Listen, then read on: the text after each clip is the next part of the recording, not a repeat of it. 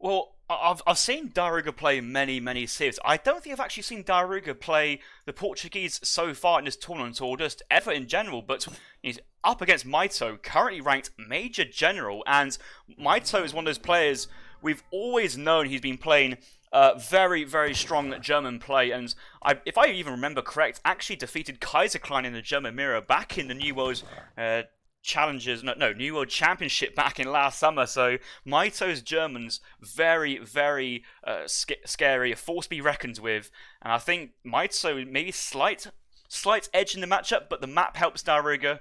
We've had lots of subs so far, 5 from Well High, and Duck has donated about 3 or 4 subs as well. So to the two of you guys, thanks for kicking the stream off. It's such a great start. I'm hoping to have a great show just like you guys.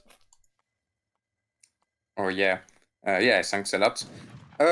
Also, it was a wood plus food start, I believe, and Mito got an early TP, the best he can get from where he is, and that's quite important because this is also one that is quite hard to get done, which can be a problem for diarouga because if he goes for ATP, then you are quite happy to have a TP on the edge of the map like that, so that. Yeah, if he goes for stagecoach, you benefit of it. And diarouga has chosen to not go for TP himself. He just didn't chop the crate of wood. I guess he wants to age up very fast, but he has found a nice settler treasure, so this is quite good compensation at the same time. Well, yeah, this is a very big treasure to pick up, and also a settle in the middle map, and I know exactly what diarouga's planning. He's got that wood crate down to gather up. He's just sent his first shipment, likely to be advanced trading post, and that reduces your cost of trading posts down to 120 wood. So likely to see 20 wood being gathered from the tree once that shipment arrives. Pick up that crate of wood, drop down to TP. This villager in the middle, though, also helps the ability to try and get TP control. diarouga, though, needs to be a bit careful. This coyote is now attacking the settler, but damn, this settler's strong! Taking down the coyote one-on-one. Yeah, and by the way, there is something very exciting we need to mention. Have a look at. Did you have a look at Mito's deck yet? I know I haven't got around, and I never even properly introduced the players, but I'm sure back in the YouTube they'll find a good place to start beforehand. And let me get the excitement going, guys. Let us see what Mitoe has got in his deck. And oh my god, 5 cards in age 2, and you know, in the second age, most Germany likes to age up quite fast, and versus Portuguese, they usually 95% of the time are allowed to get to the Fortress age. The third age rack of cards, very standard. Every German player so far has this rack of 10 cards. But the fourth age, 12 skirmishers. I swear there's a 14 skirmisher card instead, but that's okay. We have we have the long range infantry hit points in the fourth age. Crossbowman and skirmisher 15%. Maybe the UI hasn't changed, but I believe that's still the crossbow mega buff. We'll have to see if that actually happens. 13 Ulan, Nazo cavalry, guard hussars, heavy cannon, 3 horse artillery, and double factories. But German FI, they don't have musketeers, so they can't go for a musketeer cannon playstyle, which we've seen very popular in recent games. Yeah, but that's, I think I have never seen in a competitive 1v1 9 cards in age 4 for Germany. I've never seen that for sure.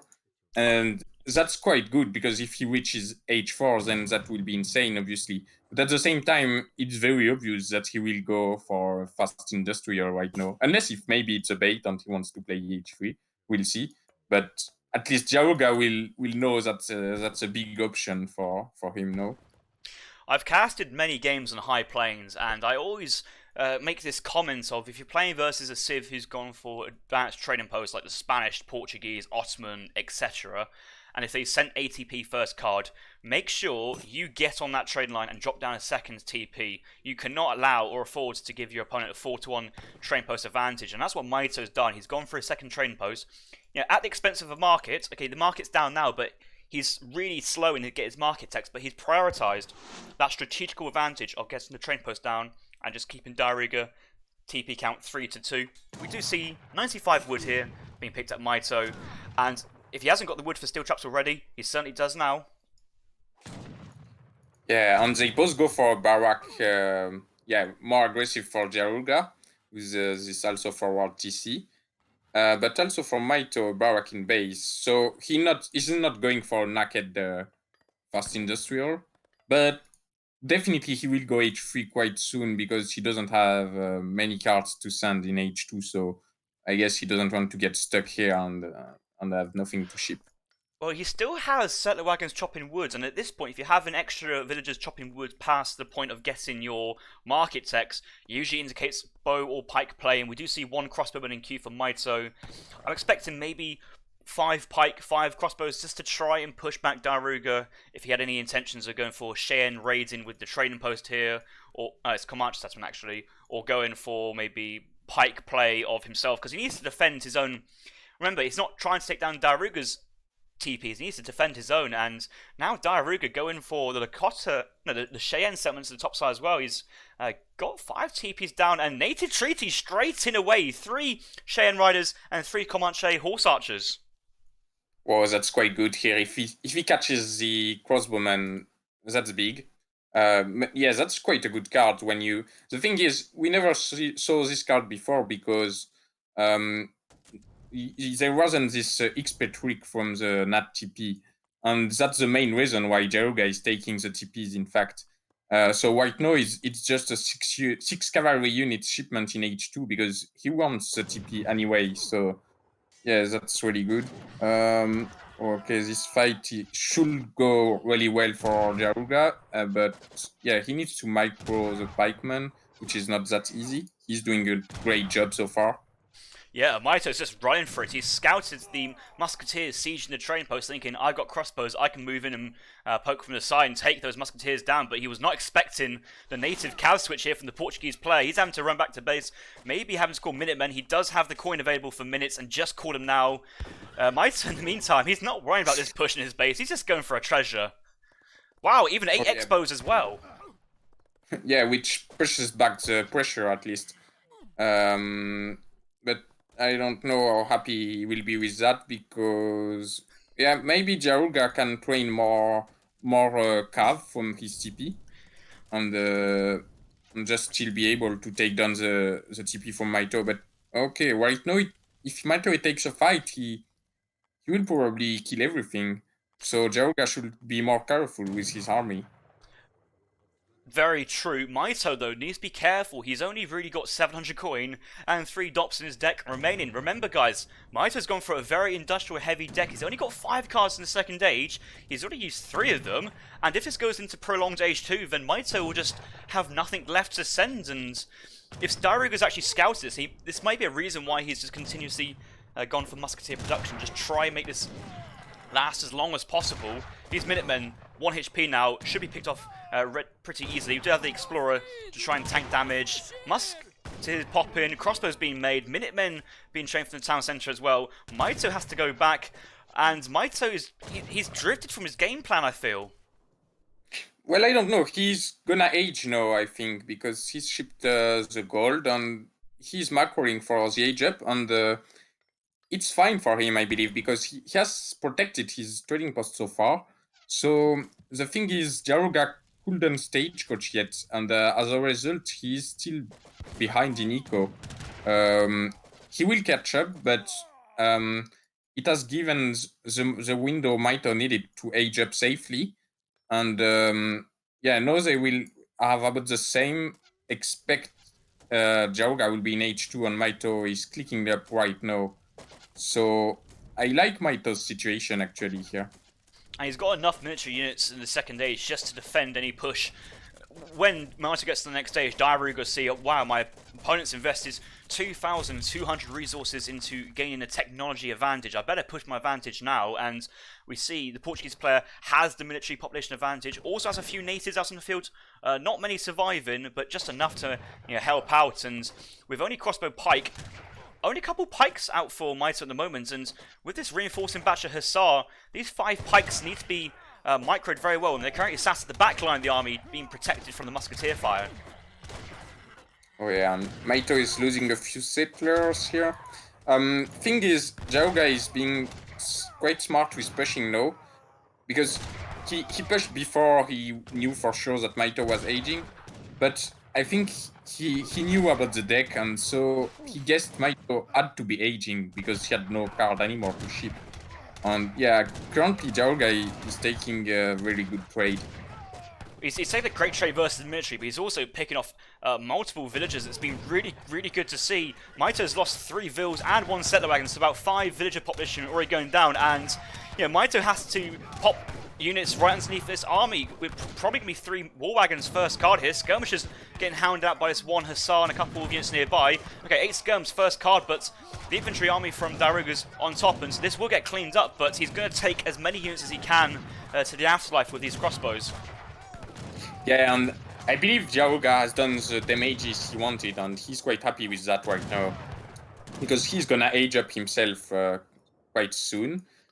He's taking back this TP, and when you have ATP, it takes quite a lot of time to take back to take down your TP. So he's in a solid spot.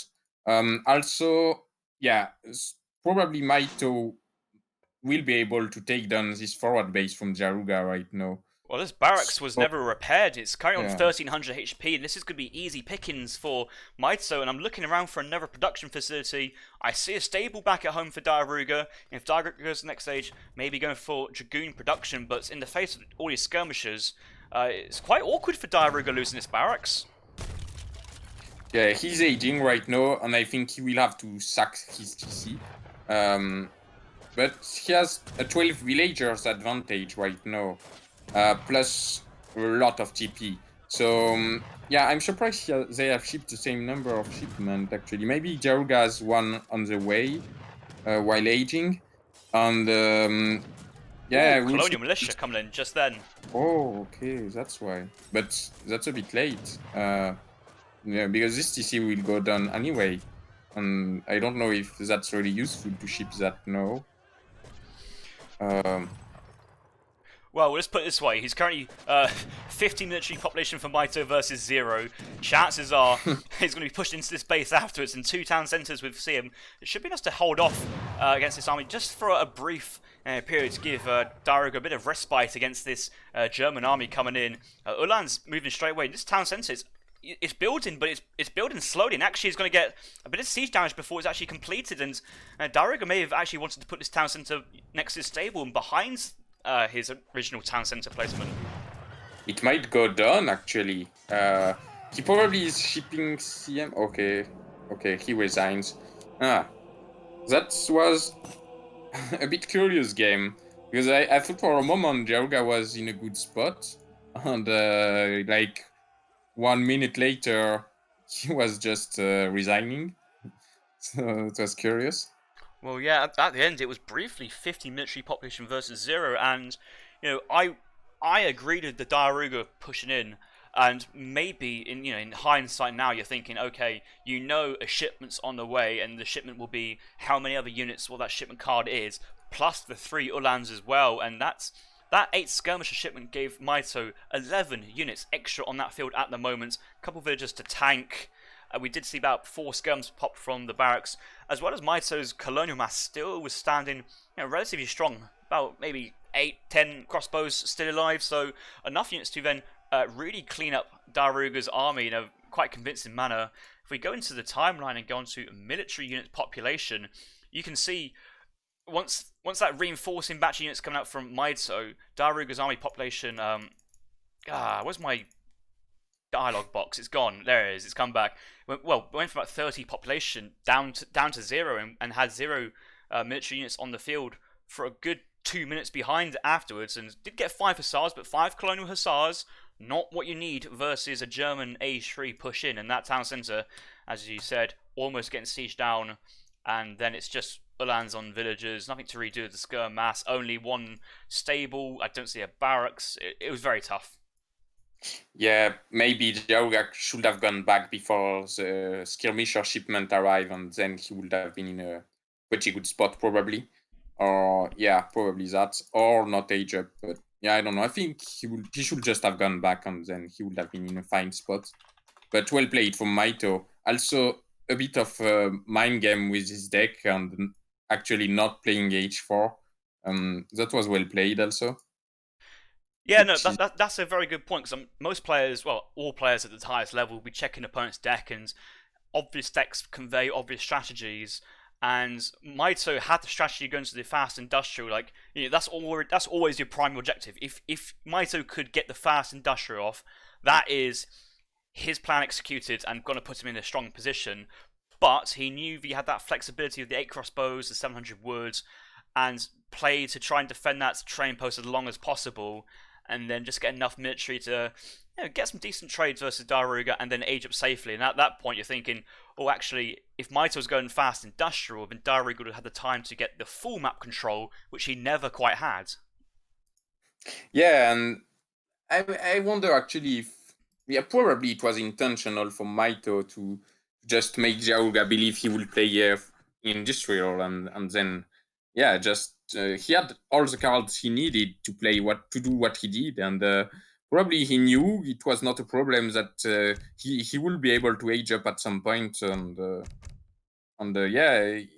he really didn't need more cards in H2 or H3. Like in H3 he had all the cards that he needs, so once you're in H3 there is no reason why you should go H4 just because you have 9 cards to ship, because you also have every options for H3.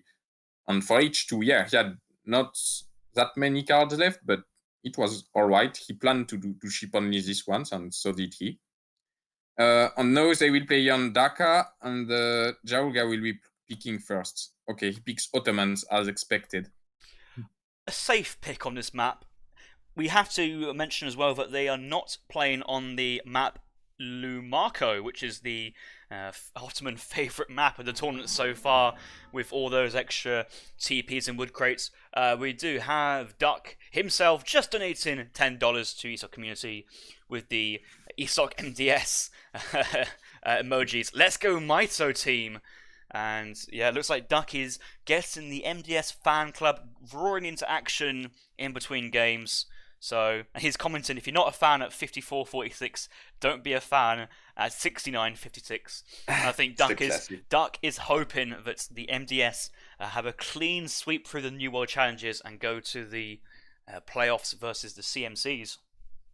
Yeah, by the way, we didn't explain, unless if you did before I arrived. But this match is really important for who we play in the playoff, because right now the teams are first and third, respectively. But the second team is CMC, and they play against Ace KG, who is the last team and are very likely to lose quite hard. So we expect CMC to qualify. And then it's between these two teams, but who will qualify between Dirkman Lawrence Squine and New World Challengers. And to qualify, the New World Challengers need to lose less than 15-10, I believe. And MDS needs to win more than 16-10, 16-4, or 15-10, I'm not sure who qualifies. But anyways, this is quite close. So this is really an important match for this. And also, Big can still qualify, but it's very unlikely. So yeah, probably it's between these two teams. I love how you opened that up with saying, right, so the New World Challengers need to not lose any more than 10 games versus the MDS. You're kind of on like the, right, you guys try not to throw it. Instead of saying, oh yes, the New World Challengers, they need to try and win 15 wins. I found it quite funny. You're like, asking them to not lose their games, but, diarouga versus Mitoe. I'm not saying it could be a 5-0 Mitoe. I was predicting a 3-2 in favour of Mitoe in the chat at the start of the series. I think looking back on the past results and how the players are played, and Mitoe's been playing well. I think he's got his mojo back after the 1-4 loss versus Kaiser. Mitoe's a very tough opponent. diarouga's had some slightly weaker opponents in the last 3 rounds. I Am Turk, Samwise, and IndiaBot. All very, very highly skilled players, but possibly not the top 5 players currently in the Age of Empires 3 scene, which maybe diarouga is part of that club. So now against Mitoe, who definitely is in that top 5, this matchup, I've been looking forward to this all day. I'm so excited for the remainder of the games. And the first game was really good, and it wasn't the standard kind of build order, standard strategy we'd seen. It was 2 players opening up the game as you would do, let's say in like a game of chess as diarouga's favourite pastime, but once they got to that kind of middle colonial, they both had to adapt based on what the opponent was doing, and then Mitoe found his window to get to the third age. Yeah, actually, I believe these 5 games might be really interesting because both of these players are maybe okay, won't exaggerate, but they are maybe the two players who prepare their match the best. They always come with an interesting plan in mind when that's important games like that. And yeah, do you remember in the New World Championship? There was this New England map which is really similar to Dhaka, and diarouga was playing a lot of China there. And no, Mitoe is speaking China here, so yeah, we might see this kind of strategies that diarouga was playing on New England for the New World Championship, and shipping this strong Chinese boat in the middle pond. Also, diarouga is quite likely to do a tower FF and try to control the pond with his tower on the galley from age up. So we will see, because the control of the pond is really important here, for the reason that it gives control to the two TPs that are standing near the pond. And then if you have these two TP plus the one on your side, you can get the stagecoach and have it safely. So that's quite nice, and that's usually a big battle for this map. I'll have a quick look at diarouga's deck just to kind of check what his plan is. I assume mer in French is sea or water. In English, mer is probably abbreviation for mercenaries, and I don't see many mercenaries in his deck. He's got a deck called No Skill and a second deck called No Skill Water, and just by guessing by these names, unless Tear is like full on land or tournament, I guess No Skill Water is probably the map the deck is going to go for. He does have the 3 galleys and the 1 frigate, and I think the 3 galleys could overwhelm the Chinese frigate ship, the Fuchuan, very comfortably. You spawn the 3 galleys, pull one of the galleys back when on low HP, and try and get Mitoe to have to engage another galley. You also have the outpost from the age up as well to the governor. The pond is big, but it's not super huge. You can just play around and try to ignore that boat exists as well. You have easy access to the artillery foundry, Aegis guns, 2 falconets, maybe Culverin. Culverin has the range over the entire pond. And if Mitoe goes middle pond, who knows? diarouga could be spamming all this tower FF is so OP, and could just go down to the southern sea and just fish boom instead and go, right, psyched you out, mate. Yeah, actually, I would like if they do that, because yeah, that would be quite interesting. And also, I believe Ottomans are strong at water booming against China. Also, I don't believe diarouga will do that, honestly. I believe he will just do a standard tower FF, trying to control the TP line and play it safe. Just trying to go for, I don't know, cannons on Janissaries. And Mitoe, he's a strong Chinese player. We said he was a good German player on the first map. China is probably his second best sieve. And we see 2 opposition of strategies in picking the sieves so far between the players, because diarouga, he's not especially a Portuguese or Ottomans player, but he believes the sieves are good on the map, so that's why he plays them. While Mitoe, he's picking Germany and China, which are his 2 main sieves. So he's picking the sieves he's strong with. So here's a question for you. Just imagine you're playing on a very standard map, maybe let's say Kamchatka or Arkansas. Let's just say go with Arkansas, and we have China versus Ottoman. How do you think the matchup on a standard map would go? So let's say ignoring the 4 TP line, then ignoring the sea, ignoring the middle pond, ignoring the wall impossible. I'm thinking it's slightly Ottoman favoured, and they have the tempo into early age 3, and the China play basically needs to hold on for dear life. I kind of disagree. I believe it's, if you don't have any special things, and if you don't go for the TP especially, it's probably China's favor. Now, playing H3 doesn't really work against China, but only if China has the mortars in deck. Then they shut down quite easily the pressure from the falconets. Or they can also do that with Mitoe sometimes, but I think it's just better to have the mortars. And so the tower FF doesn't really work against China. And then you can play H2, and that's quite a good option to go for some kind of Janus air pressure, and then maybe add Abyss guns. But you need the stagecoach for that, obviously. Otherwise, you can try for some prolongated H3 options with some greedy several TC game. But actually, I do believe that none of these options should really work if China adapts to them. The problem is it's not easy to adapt to all of them as China, but China can adapt because they are slower. So I believe if both play really well, China should win normally. But that's quite close. Not Right. so easy. So far in this game, coin start for both players. We did see Mitoe pick up a wood treasure, 40 wood. He did chop the wood for a trading post. So he started with 200 wood, but got the wood for a trading post as well as a village and base. And we did see the Disciple capture 2 yaks on the top side, stealing one from diarouga. Diarouga couldn't get the yaks back. And now Mitoe is sending 3 yaks home quite comfortably, while diarouga is still guarding 2. May come in though for a 100 food treasure contention here. And that Disciple's low HP as well. That's just, even on its own, that is a win. And that stun's got about to wear off. Does he have his crack shot available to try and steal this? Probably he didn't pick a treasure for a long time now. Okay, so he decides he needs to run. Probably he doesn't have the quack shot, or maybe he just wants to make sure he saves his explorer because I think he wants to go for a second TP, and that's why he's doing that. And but that leaves the treasure to Mitoe. Yeah, who is trying to go for it now. Okay, Chauga coming back. diarouga sends in the yaks first, just to try and distract and possibly body block the explorer, but there's nothing on the field for China to intercept these yaks if diarouga send these guys home. He did pick off that Disciple, remember, and just, I guess he's just delaying this 100 food treasure, which it could have.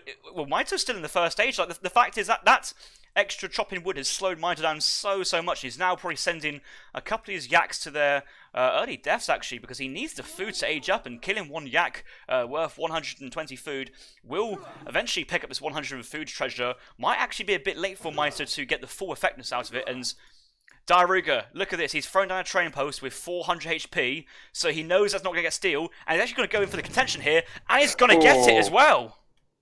Wow, that's big. And no, Mitoe is quite late, and diarouga is quite fast. So yeah, let's see. But what is diarouga aging up with? Oh, the 400 wood. So that also could be an option for diarouga to go for some aggressive plan right now. And if he does so, Mitoe will be probably in trouble. Oh, okay, there I he think is. those villagers have just snuck past, actually. I think diarouga's very careful of trying to pull Zong King closer to the Ottoman Explorer. You see how the Ottoman Explorer is now building on the left-hand side. He started building on the top side, but moved his Explorer down to the south just to try and divert this Chinese monk away from this, these 2 villagers and the barracks coming down. And I think it might just be single barracks and use the remainder of the wood for the 3rd training post as well behind this, and maybe get 5 Jans out to contest the barracks, or is it going to be a second building? I believe he researched stagecoach now. I'm not entirely sure, but I think so because he has dropped the wood already. Yeah, and I think diarouga is going for stagecoach. Yeah, I'm not so sure if I like what diarouga is doing. Okay, it might work. Yeah, Mitoe hasn't got the barracks, so might work. But the problem is, I'm not sure 1 barrack start is enough to prevent the Chinese player from aging up. And Mitoe is going straight H3, I believe. Does that matter though? You will have a 4 TP stagecoach behind this, and if Mitoe wants to try and contest this, he might need to send like 8 bows, and that's going to slow Mitoe down himself. And 5 Jans at the moment uncontested in this training post. Stagecoach will be coming in, as you said, on that 7 on the 400 wood, 700 wood for the extra training post. Second, well, artillery foundry. So diarouga is going to go for map control and probably colonial Jan Abus play, and just try and push in Mitoe, and maybe try and push in as a time push when he gets to the 3rd age. We'll have to see. But you see again how this played to the north side. It's just diverting away from this pond. So you know how he's talking about strategy about the future one for like 5 minutes. Completely irrelevant unless, hear me out, a future one is dropped in this little mini pond here between the two TPs, the berries, the Bakti Temple, and the barracks and the artillery foundry. That would be fun, in fact. Yeah. Yeah. So actually, you're right. It can be good to be in H2, and if you have a lot better ecos and opponents, and that will be the case for Jaruga. But yeah, he lets Mitoe aging up for free for the cost of this.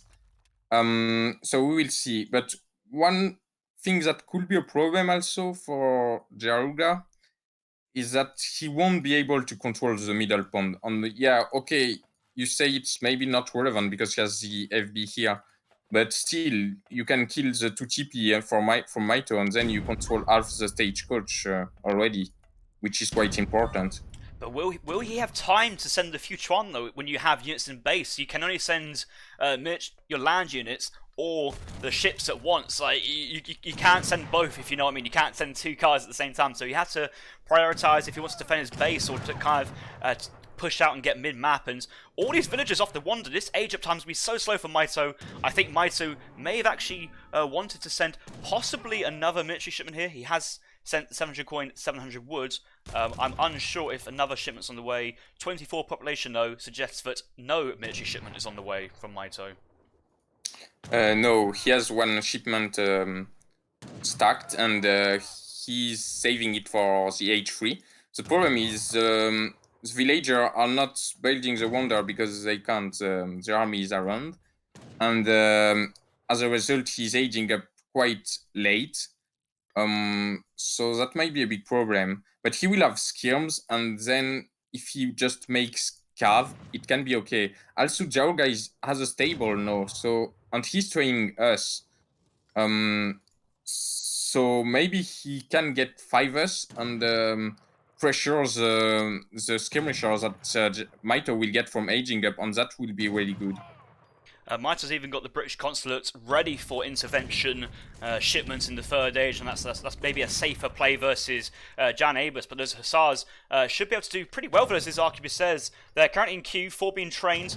Diarouga's got all his villagers on the hunts at the moment, trying to get all the food required to get a 5 batch. Just gets to 4, but another Hussar being queued up, and his Abus will do with the pikemen, Jans will do with all the units, but Hussars will actually force the engagement because they can't kite forever, and that's what Mitoe's plan is. Now seeing Hussars thinking, oh my god, what am I going to do here? And the quick wall, that's Mitoe's option, the quick wall and the double minutes. Oh, that's nice, I like it a lot. Good positioning from Mitoe, and let's see if he managed to defend with that. Will that be enough?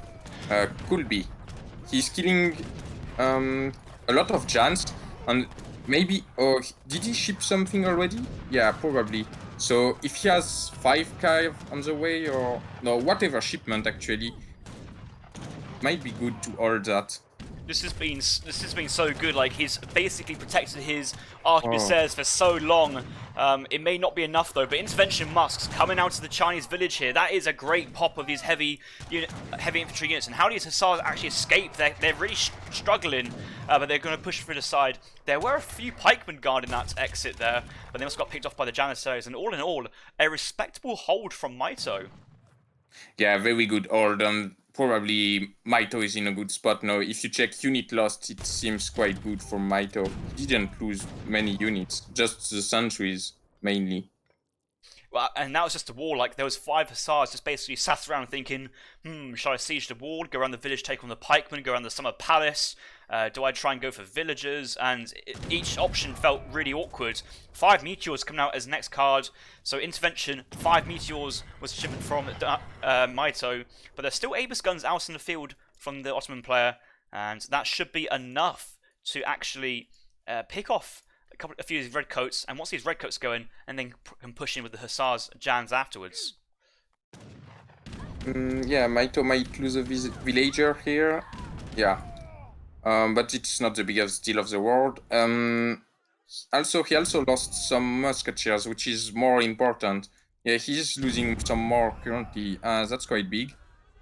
Oh, and actually, so he's actually zoned off from his production facilities and defense advantage, and these 5 meters are near the Ottoman player's base. And actually fighting the open like this, I think it's going to be pretty well for diarouga here. There's enough cav to tank these disciplined meteors, and not too much anti-cav to deal with this. And then all these Aegis guns behind doing some decent covering fire, and it's going to be a close trade-off here.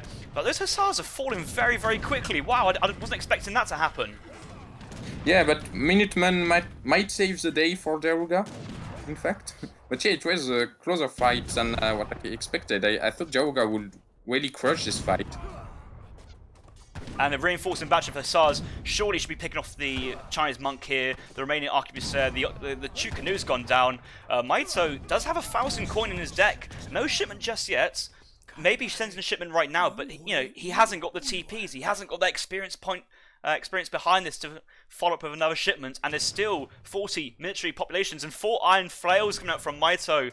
That is a very interesting shipment here. Not the shipment well, it's a great shipment versus Aegis guns, but there's enough Hussars and Jans to block these guys. Oh, and he get cooked, and that's quite painful, I believe, because yeah, the iron flails are really bad against Hussars, so he can't really escape, and yeah, losing all of them like that, it's really painful at this point. Yeah, he's realised he's lost them, and he's just going to try and trade off as best as he can, which, you know, that's a mark of a good player, trying to trade off when you know you've actually lost the units, but there's only one lone redcoat. Now it's gone down.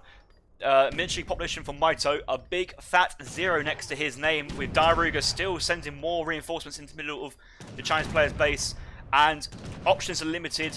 Could even send a few Chuan to the South Sea. He does have the coin available for it, but also has a coin available for, let's say, Manchus or Iron Troops. So yeah, Manchus or Fushuan, but neither going to save him, I don't think.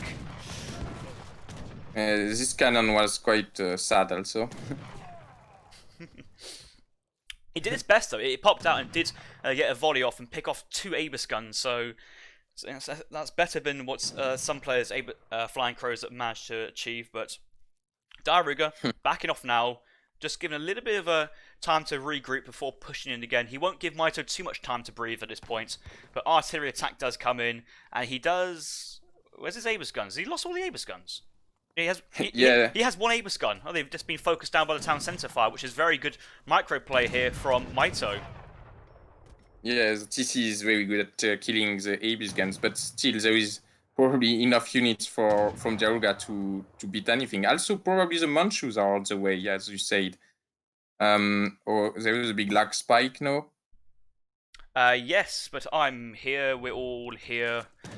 Maybe the game could not handle the epic moment when Mitoe hovered over the Manchu shipment and pressed send Manchu, because you know that's he needs his Manchu more than ever. He's also got a batch of the territorial standard army from China, which is the Skirm Pike Wonder, or Skirm Sword army, so should be able to pop that out with the same time as the Manchu. So yes, that army comes out just about now, and those Manchus should be on the field very, very soon, and he's already focusing down these Aegis guns, and the units from diarouga, they're scattered. Okay, let's see. That's the moment now for... That's no or never for Mitoe to hold. And might be no.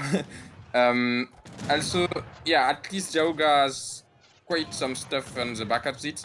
He's stuck at 25 villagers for some time now, so he doesn't have a church. Well, like, these are Manchu and colonial janissaries. I guess if you have a big mass of them, do all right, but these Manchus tank so much damage. He's got all 9 still available, and he's picked off so many units. And how can you be in such a bad position, but like get a pop like that and just come back in versus a top player? I don't know how Mitoe does it sometimes, but he's pushing out, and it's 10 Jans, 8 Hussars, but actually all of them not very good versus Manchu. Yeah, Manchu are really great here. And okay, there is some Aegis guns now, so maybe diarouga has a chance to win this fight. Let's see.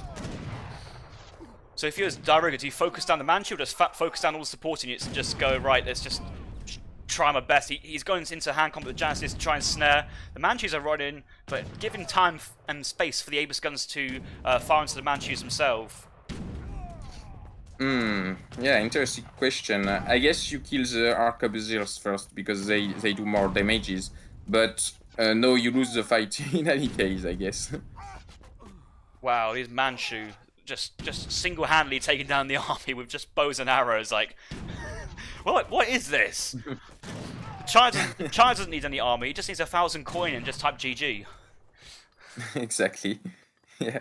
Yeah, well, right now you see it's quite a tough spot for diarouga because with the next reinforcement from Mitoe, there we go, the skirms. And Mitoe will be able to take back the control of the FB, and diarouga has not much behind it. Just know he has researched the mosque upgrade for more settlers, but he has been stuck to 25 villagers for quite some time.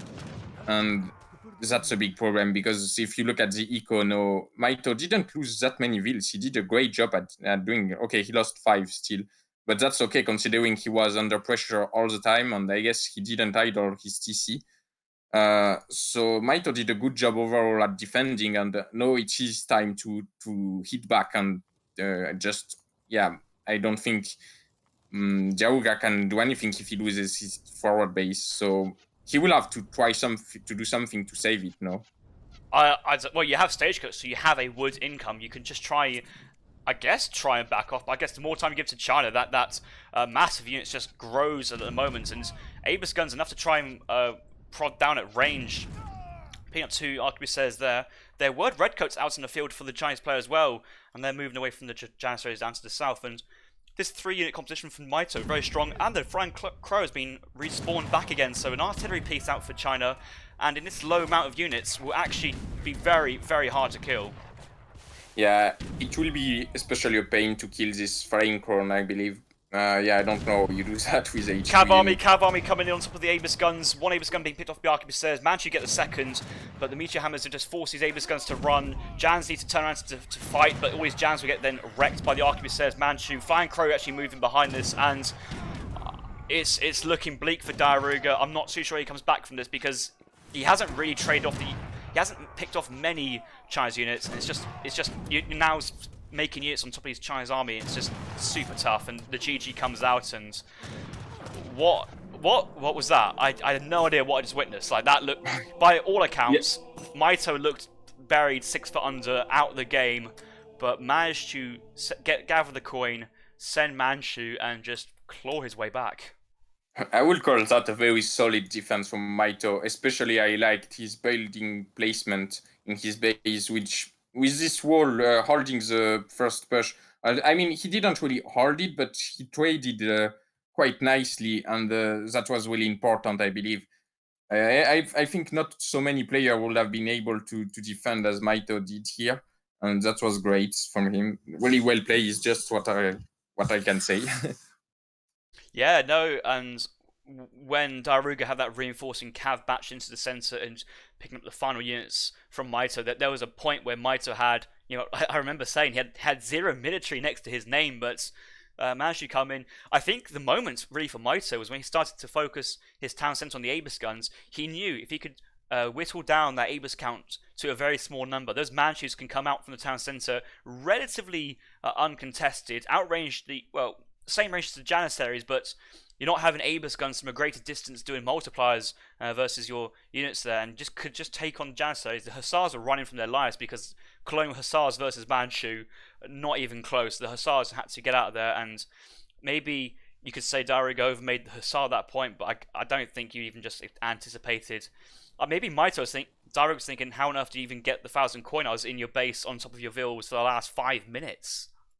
Yeah, that's an interesting question. I'm not sure either. That's as I said, it was just an insane building placement and defense. And no, it's not here anymore, but there was a mine next to the village in the back of his base. And he was able to gather from there for quite a long time. And he also managed to have the macro to do it, because it's not that easy when the player is pressuring you. So yeah, really great job from Mitoe.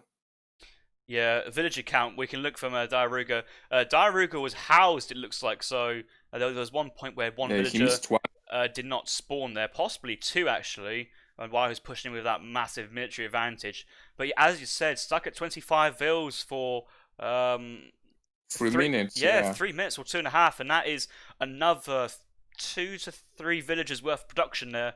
and so diarouga missed out. But I mean, at that point, have an extra 4 or 5 villagers versus every single unit you make getting picked off very, very quickly might not be the biggest thing in the world, because the train posts were gathering for the Ottoman player in that kind of downtime as well. One thing to notice though, diarouga, no market down, could have got the resources for a Bhakti Temple and the berry upgrade and never leave his base. Like, he had all his 8,000 food in his berry bushes. He's currently hunting, far from his base with villagers on hunts, but with no hunting dogs here. Maybe if diarouga did that, he could have gone in the later colonial, afforded a second barracks. But I suppose pumping units in the barracks, artillery, foundry, hussar give you that nice competition. But that berry upgrade from diarouga, I think that was achievable for him in this game. Well, yeah, the thing is, diarouga had many economic options. Like, you can also get the mosque upgrade. Like, he just got one in the very end, but you can get a lot of them early on. You can also get the market or the TP upgrade for berries, as you said. But diarouga wanted really to pressure all in and never leave any breathing room for the opponent. So he really didn't want to invest in any of that. And yeah, it was close to work. But no, Mitoe just didn't want it to work, and he defended well. So yeah, then I felt like when he held with the Manchu and stuff, like at any point, if Mitoe was able to hold without having lost a big amount of vills or buildings, then he will be fine and probably win the game, and so did he. Yeah, no, I appreciate the pushing in there with all your military, and do you think there's possibility? Like, I'm not. It's a possibility whether it's intentional or unintentional. But diarouga's thinking, right, I'm so far ahead of the game at the moment, I can just unintentionally take my foot off the gas and just allow Mitoe to breathe. And just that little time, Mitoe's like, thank you for leaving that door slightly open, I'm going to come back in, instead of diarouga stamping his authority and slamming that possibility to come back into the game just firmly shut at that point. So you think he did it on purpose, just No, or it's when you're, let's say you're playing, like, I don't know, a football match. You're 3-0 up in the 80th minute. You're thinking, all right, boys, we're 3-0 up. This is easy. This is easy going.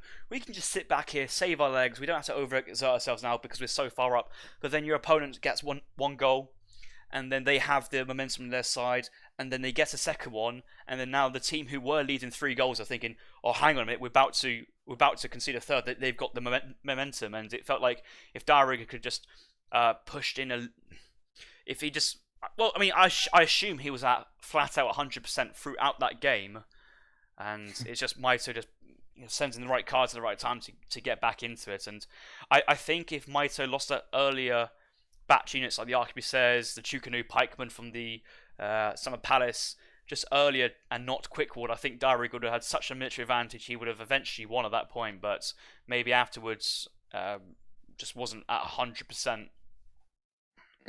Yeah, but as you said, I don't think diarouga just relaxed because he's usually playing the games entirely, and it was a Mitoe who's known for throwing game, but I don't think it was a throw here. No, certainly not. Maybe Maybe he was waiting for Mitoe to throw the game. Like, that is a strategy when you're playing versus Mitoe. Remember, just do nothing and let Mitoe delete himself off the map. Yeah, and in this regard, diarouga might be a bad opponent for Mitoe. I mean, diarouga might not be good versus Mitoe because he usually resigns quite early. While if you put I Am Turk instead, probably he will be very good versus Mitoe because it leaves more room for Mitoe to throw and to do his biggest throw he can. While I Am Turk is playing with 1 fishing boat and nothing else. That's so funny. The thing with I Am Turk though, like, Mitoe picked off a game from Kaiser, but I Am Turk is the only other person so far to get a game off Kaiserklein, and maybe I Am Turk with his very friendly relationship status with Kaiserklein also helped in that regard. Yeah, I believe maybe Kaiser is also a bit stressed when he plays against I Am Turk because he really wants badly to win 5-0 and nothing else. Did you watch Kaiser versus I Am Turk? I watched only the 3 first games, which were really. I won't go into details, but watch Game 5, and then you'll think about Kai's. You're saying Kai's being stressed when he's playing versus Turk. That just think of that line. Watch Game 5, and you'll be laughing. Yeah. Every time Kaiser loses to I am Turk, there is quite some salt going on. Usually. Quite funny. So this is interesting. Mitoe picking on Kamchatka Summer, it's the MDS to pick. Mitoe is part of the Mandarin Duck squad, and he's chosen to play as the French on Kamchatka. diarouga here has actually counted as the French, and diarouga has openly said many a times that he's a strategy-oriented player. He's probably not the best mechanically, and taking on Mitoe in the mirror here, I won't go as far as saying seems suicide, but it just doesn't seem very diarouga-esque, if you know what I mean. I was expecting maybe diarouga going, right, I'm going to go Japan here and try and play against France's weaknesses and try and play around and use my strategy to come into this. But he's actually going to go, you know what, nope, heads up, French mirror here, off we go. Well, there's two things I want to say. So the first is, it used to be true that diarouga didn't like to play mirrors. But then, when there was the New World Championships, he realized that he needs to win the mirrors to win this tournament, because the opponent will pick a lot of mirrors, and he will have to play them. So he practiced most of them a lot for this tournament. And actually, there was several decisive games during this great tourney that was mirrors from diarouga. Especially, we all remember this decisive China mirror from diarouga versus Taben in the half final of the championship. Oh, and yeah, that game was epic, wasn't it? It was just, that was so exciting. Are you ready? Yeah. Also, in this special case, I'm a bit disappointed from diarouga for not picking Brit, because he has always done that before. And I think he might feel a bit unconfident with Brit at the moment. And yeah, especially he's also inconfident in this series, probably because he's done 2-0s. So he wants to play a kind of, I would say, easier matchup, because, well, of course, there is no easy matchup, because you always need to play better than the opponent, and that's it. But there is less decisioning to do here, and probably he's not really happy about what he did in the first 2 games. So no, if he plays a French mirror, he kind of knows that he will have a close game, because you can't really have a not close game in French mirror at this level, because it's a bit always the same stuff in French mirror, right? Both will have semi, and that's it. We already know that.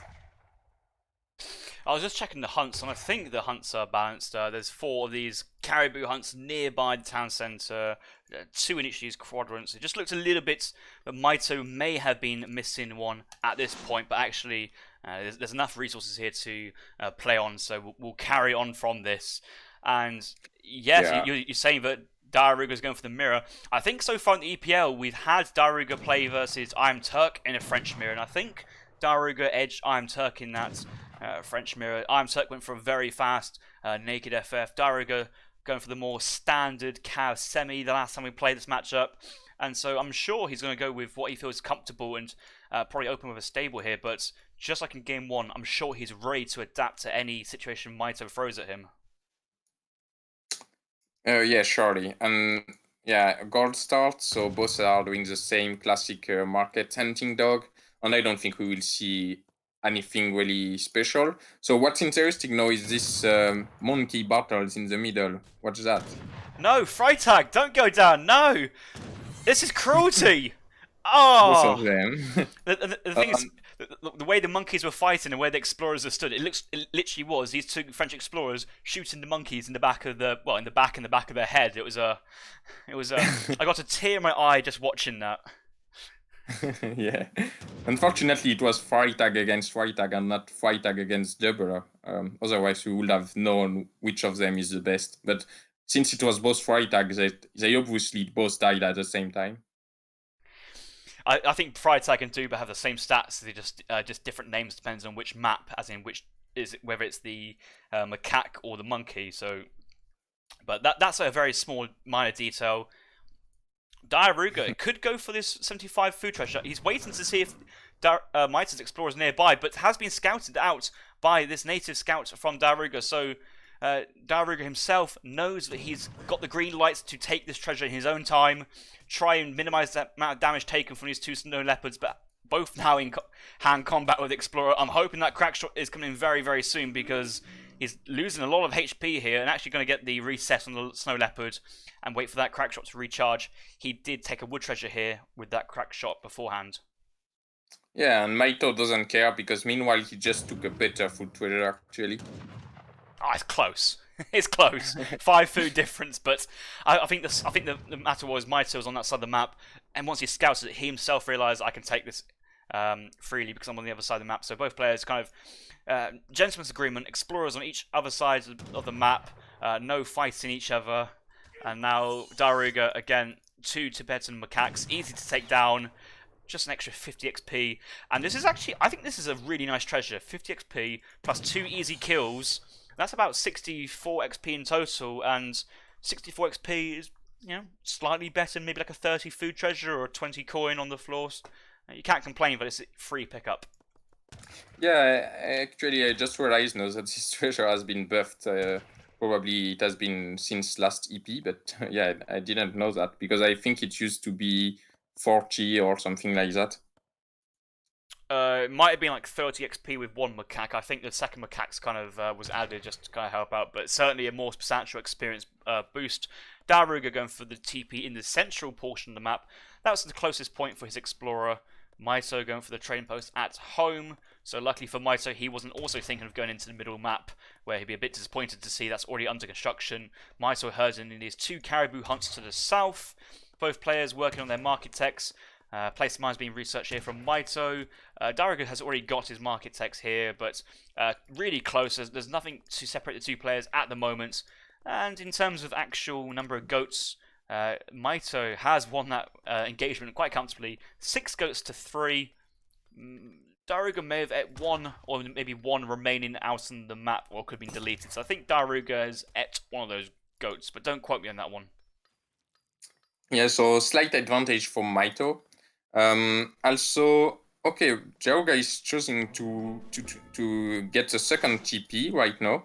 I was wondering if it was intentional that he went for the middle TP, because if you just want one, obviously it's better to get the one in your home because it's less vulnerable. But yeah, when you want 2, you need to get first the one from the middle, because then you are sure you can get the other one. And they are both dropping a stable. But let's see. diarouga will have to ship 700 wood first, probably right now, while Mitoe will be shipping 4 vills. But diarouga has a TP, so that's a trade-off. Mitoe making good use of his buffed explorer in the second stage. More hand attack, more HP, and these 2 tigers in the first stage are a bit scary to take on, but Mitoe is very happy to crack shot 1, take a second for an extra 80 coin, and that coin is just a coin required for a single hussar. So when he gets to the second stage, these treasures have like a new meaning. You're thinking, wow, I can easily get out a batch of 5 hussars here. I'm expecting both players to get out 5 hussars anyway, but just an extra bit of safety net for Mitoe there. Looking in units in queue, I'm expecting hussars from both players. Mitoe's got 5, diarouga's got 4. He needs a bit more coin though, 30 more coin. I don't know how close this hussar pop's about to be. It might be close. Oh, that is so close. He just got 5 out there. I can't even tell you how close that was. Yeah, and that's quite important, because no, he doesn't lose the Huss battle. I don't know where these Huss are going to. They won't meet with the opponent Huss, so yeah, we'll have a raiding from both. And actually, I think diarouga might be happy about that, because he will get musketeers to defend in his base. diarouga is coming from behind to try and cut off any retreat. He knew these hussars were coming and just wants to get the first damage off and just lets... Oh no, but he will lose a CDB first, so that's not what he wanted, but he needs to get this snare off to make this actually viable. You've got muskets reinforcing this soon. 1 hussar splitting off, 1 snare coming in, the second coming to cut his guys off. Now the engagement's actually been forced to happen, but this is a good micro here for Mitoe, focusing down 1 hussar straight away. Now 4v4, but actually Mitoe's actually taken an alright engagement here considering the reinforcements. Loses the scout as well. Oh, and he somehow escaped. Oh yeah, because he left one hussar to snare Diarouga's huss. So in the end, he just traded fair with the huss. Okay, he lost one more actually. So that was one hussar for one villager, which is okay. But also a reinforcing batch of 3 hussars. That's not what you need at this point. Mitoe, 700 wood, barracks coming down, multiple houses, and try and restart that unit production. I was hoping for at least a 4 batch there, just to kind of make himself feel a little bit more confident defending from this hussar musket push. But I suppose, he's just waiting for... Oh, livestock pen as well. He's actually kept his goats alive. He does have all 6 of them on the livestock pen. So I like how he didn't get the livestock pen on the age up, because you can save it for later, and these guys fasten very fast. But now 8 expos, a reinforcing batch of hussars. Musketeers feel a bit out of position and far away from home. Yeah, and Mitoe is pull tweaking the crossbowman, and that could be very dangerous for Diarouga. I believe he will lose everything here, which is a bit sad for him. Yeah, one more time, he's getting cocked out of position with his army while enging up. So yeah, that's a bit unfortunate, because I believe if he had his Muskin base safely waiting for the age up, he would have been in a great spot. But yeah, well played for Mitoe from anticipating that, and maybe, or I don't know, but at least he punished that with shipping 8 crossbowmen, and no, yeah, he has quite more army, and even Diarouga will be H3. Yeah, that was big damages here. Let's see, Diarouga getting his greatcoats and blunderbuss. He's anticipating that he's going to have to fight with his vills on his age up. Diarouga has double dragoon shipments in the third age, 4 dragoon, 5 dragoon. Might have to actually call both dragoon shipments here to stabilize. Does have enough resources to get 5 batch of dragoons out as well. May want to go for Minutemen first, just to try and buy some time. Get some Q, 1 dragoon, so no minutes just yet. 1 vill going straight into the town centre. It's going to be close. It's out the town centre with 3 HP. He needs to get back in, and he does. And he's just trying his best to whittle down this Hussar count with his villagers and not lose too many. He can lose a few. Okay, minutes coming out, but is that shipment nearly here? I don't think so. Yeah, and thing is, Mitoe will also age up anyway behind it, and he has enough infantry to not be scared about 5 goons, and so the trade Mitoe is taking here is anyway not too bad, and yeah, it's rather good because he's idling. 3 cuirassiers, first card for the crossbows. 3 dragoons here to support from the hussars. He was focusing down the hussars with his minutemen, and this is the reason why he wanted to do it. He wants to get rid of the cavalry. Cavalry can snare the cuirassiers while the infantry retreat, but only now has 2 cuirassiers available to go onto this crossbow musketeer mass, but these guys are backing out. But it looks like Diarouga actually wants to give chase to these and try and punish pushing out with mainly crossbows here. 3 dragoons should surely at least poke away at these crossbows. Anytime the crossbows have to turn around, it's just a win for Diarouga, but actually there's only 1 cuirassier with a decent amount of HP. He's just going to let it slide. Yeah, and no, if you look at how the things are, they have about the same power of army, because there is 3 Minutemen for Diarouga, which are low HP now, and the 2 cuirassiers are also not so useful, in fact. And meanwhile, Mitoe has also not so great units, so that's about the same, and they are both H3 soon. But Mitoe has 5 more vills. Also, now there is 8 skirms from Diarouga, and that's the second TP paying off. So that's probably the window where Diarouga will want to make damages at his turn now. Let's see if he manages to do so. Well, he's pushing in straight away. He needs to make his advantage. Mitoe has got a livestock pen with 6 fastened goats paying off now. They're being eaten one by one, and has many villagers on the coin behind this. And just he's queued up 1 halb, 3 skirms, 1 dragoon. Does he have a second barracks? I don't think he does. No, but he doesn't really need a second barrack. Okay, yeah, it could be nice to come back in the skirm current. That's true. So skirms engaging with each other in the town centre, waiting for that first shipment. Villagers will be popping out, Minutemen being called as well. Villagers with, again, their blunderbuss and greatcoats as well. Both players on top of their villager upgrades here. 2 cuirassiers, 3 dragoons, so siege this market. They've been at it for a while, and they're still at it. They're not really doing too much to the market, and it's only 100 wood, and they've already got all the architects they need from this building. And he's just basically keeping his cavalry units occupied away from these skirmishers. And okay, 7 skirms being sent with another reinforcing batch of skirmishers here. diarouga has a nice mass of skirmishers, but I'm fearing that this 2 Falconet shipment from Mitoe is all he needs to fend this off. But where are these CDBs going? They're going for a stroll into the army. This is not what you want.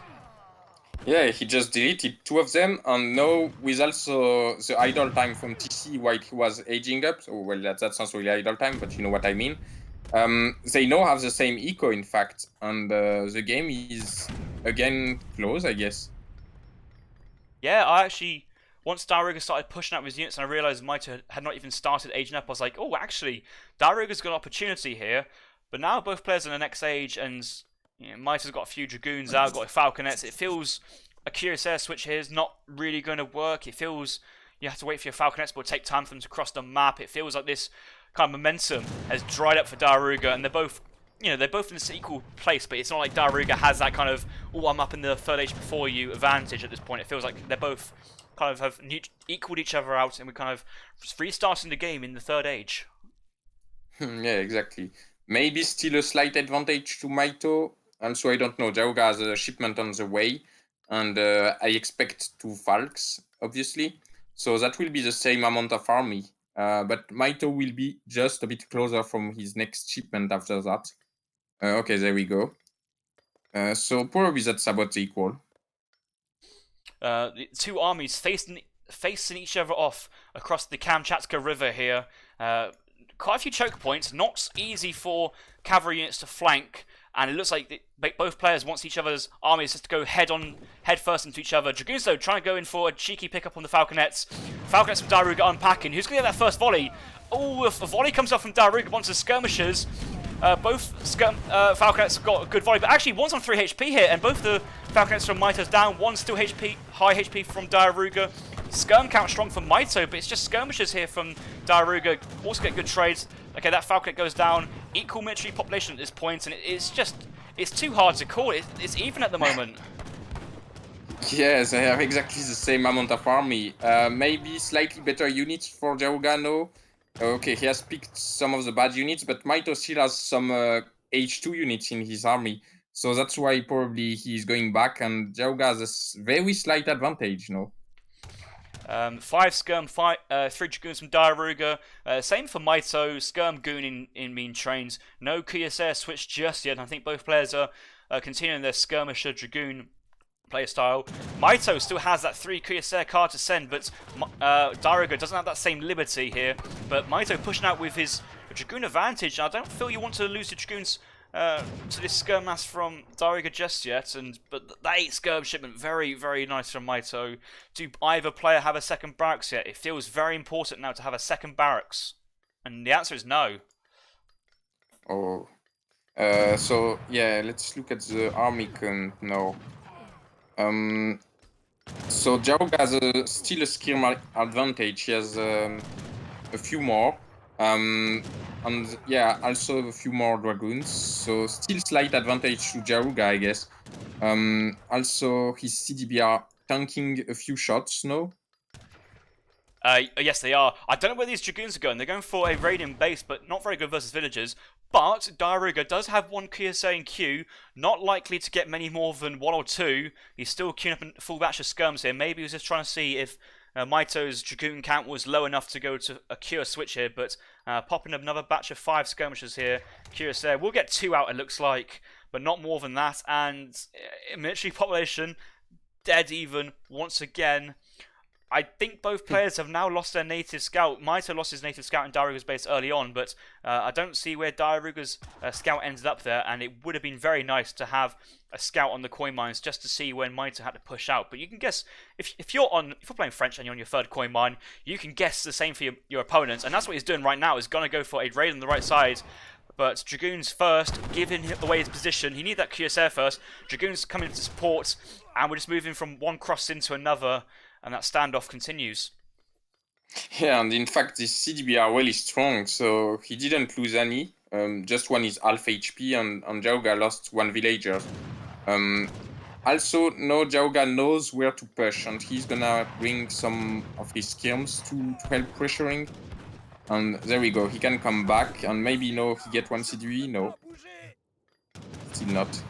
But the Dragoons from Mitoe they're looking for reinforcements. He knows he can't engage just yet, and he's putting his CDB here to tank as well. Two QSS nearby, just waiting to be unleashed onto the skirmishers of Mitoe. But those Dragoons are they're just kind of out and about at the moment, waiting for reinforcements. We'll actually pick off 4 skirms though, so good play here from Mitoe. Yeah, quite smart to use the Dragons like that. And no, with that, Mitoe... Oh, he will also pick the Queers. That's big. That's really big. Oh wow, yeah, I knew he was waiting for reinforcements, and I did see the diarougas training more, but he still has 2 QSS with his army. It looks like he's got the QSS in a single control group, but actually will luckily come across this coin mine, and this is a big raid here from diarouga, and that will force his Dragoons to either carry on raiding or turn back and save his own bacon. Yeah, let's see what Mitoe decides. Okay, he's going back. But yeah, that gives this Crushers a good position. I don't know, it's still quite close, but no, Mitoe has a military advantage and diarouga has a slight economic advantage. So I still don't know who is ahead. I guess it's about the same. But Cav combat for diarouga. I don't want to check their decks, but I know that diarouga has both the Skirm combat cards, so Skirm attack and the 20% Skirm HP in the second age. So quite happy to upgrade his skirms moving forward. 1 QSS out and about, but enough Dragoons here. The villager pull from diarouga may actually move on to the coin mine as well, just to kind of gather coin, but also tank more damage at the same time. Engaging with the skirmishers with his blunderbuss, great coats. This is just a mess from both players here, but I think it's... I want to say it's edging towards diarouga here due to his composition advantage. I would say Mitoe is taking an advantage, no? Because if you look at the numbers, he has quite some more army, and the eco is the same now. Yeah, both players sending 5 skirmisher reinforcements, so there's only slightly more skirmishers here from Mitoe, and he also has the higher Dragoon count. Dragoons at the back line from diarouga, just not being in the fight, but also not getting focused down. And yeah, Mitoe's military count is still there. He still has that skirmisher lead, and diarouga was desperately waiting, trying to get that skirmisher advantage, and from there he can play on, but actually losing the skirm advantage here, bit risky. 3 QSS on the sidelines for Mitoe, just waiting for their time to pounce in. Yeah, and now he brings everything in, because he knows that when he brings the Crushers, then the Dragons are also shooting at the Crushers, so maybe he can make use of his own Dragon meanwhile. Okay, let's see. Oh, it's getting close actually, but diarouga has lost many vills, and so he calls the GG. Yeah, definitely a GG there. That was a good game, and okay, Mitoe 3-0 up in total, but that was a very, very close game, and I don't think the 3-0 really reflects what's been going on tonight. Both players towards the end lost about 12 to 13 vills. It was very, very close, and all these CDBs just being thrown in casualties of war in the middle of this Kamchatka Islands. Dragoons facing each other, skirmisher wars continuously, and who says skirm-goon wars are boring? And that was thoroughly entertaining from start to finish. That was. Yeah, because it was dead even actually, and I would like to say, in my opinion, what really decided the game here was the decision for Mitoe to cut up the reinforcement, and then he copped some skirms and some Crushers from diarouga, and that's where he took his military advantage, and that was probably decisive. Well, you can see when diarouga ages up beforehand, he's pushing out across the map with about 18, 15 military population worth of units, but actually gets cleaned up by the 8 Expo shipments, and you can't really predict the 8 Expos with your scouts, and you probably can predict another batch of 5 Hussars from the stable, but the 2 together with the Minutemen was just enough to completely wipe up what diarouga had at that point, and diarouga did well to hold in his base and pick off units as he did, and they both came back in with decent shipments. The Falk War slightly in the favour of diarouga, but in the end they both traded each other off, and the rest of the Dragoons got focused down, and the military unit population it's just 2 very similar lines. Now towards the end was it going in Mitoe's favour. Reinforcements are slightly closer for Mitoe.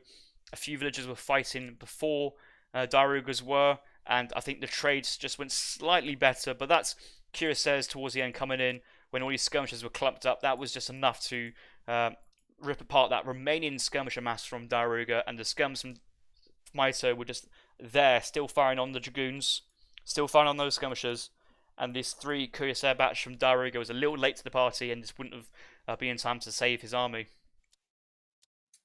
Yeah, actually, you're right. I had forgot about what was going on in the beginning of the game with this Quaswoman catch and then diarouga coming back. And then from that point, it was really even. And eventually, Mitoe managed to win because they are fighting for resources in the middle of the map. That's often where games decide in this game. Like, you need to fight for... Like, that can be close until you need to move both to the same point on the map to fight for resources. And then you need to delete all your army to get these resources for you, and whoever wins this wins the game. That's often how it goes. Yeah, the final thing for this one, diarouga aged up with a 700 coin. Mitoe just gathered the resources to get the age up, but he had that livestock pen, so he over gathered on the coin.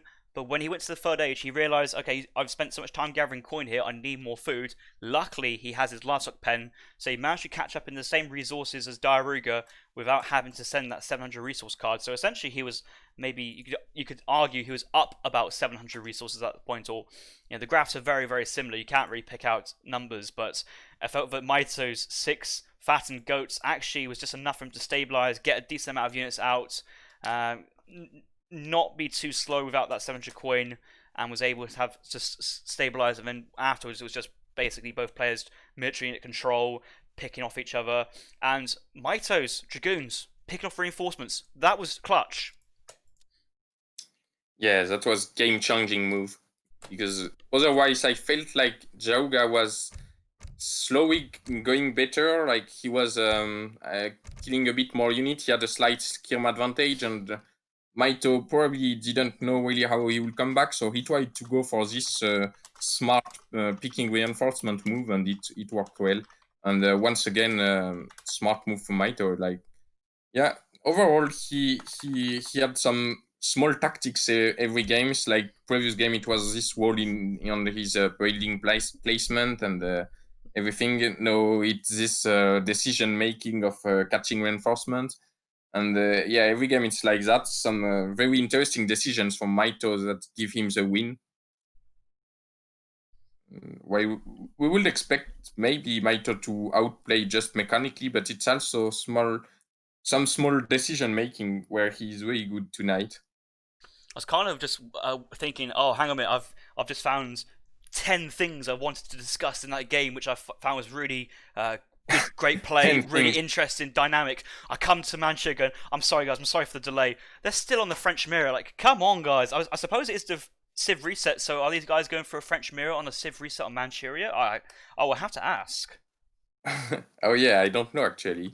We win that, but otherwise, could be that they are go for it again. But then I don't know why they would not be winning up. So maybe. Oh no, okay. diarouga was just thinking, and he picks Aztec, his main civ for a long time. But as you said, he can play a lot of civs.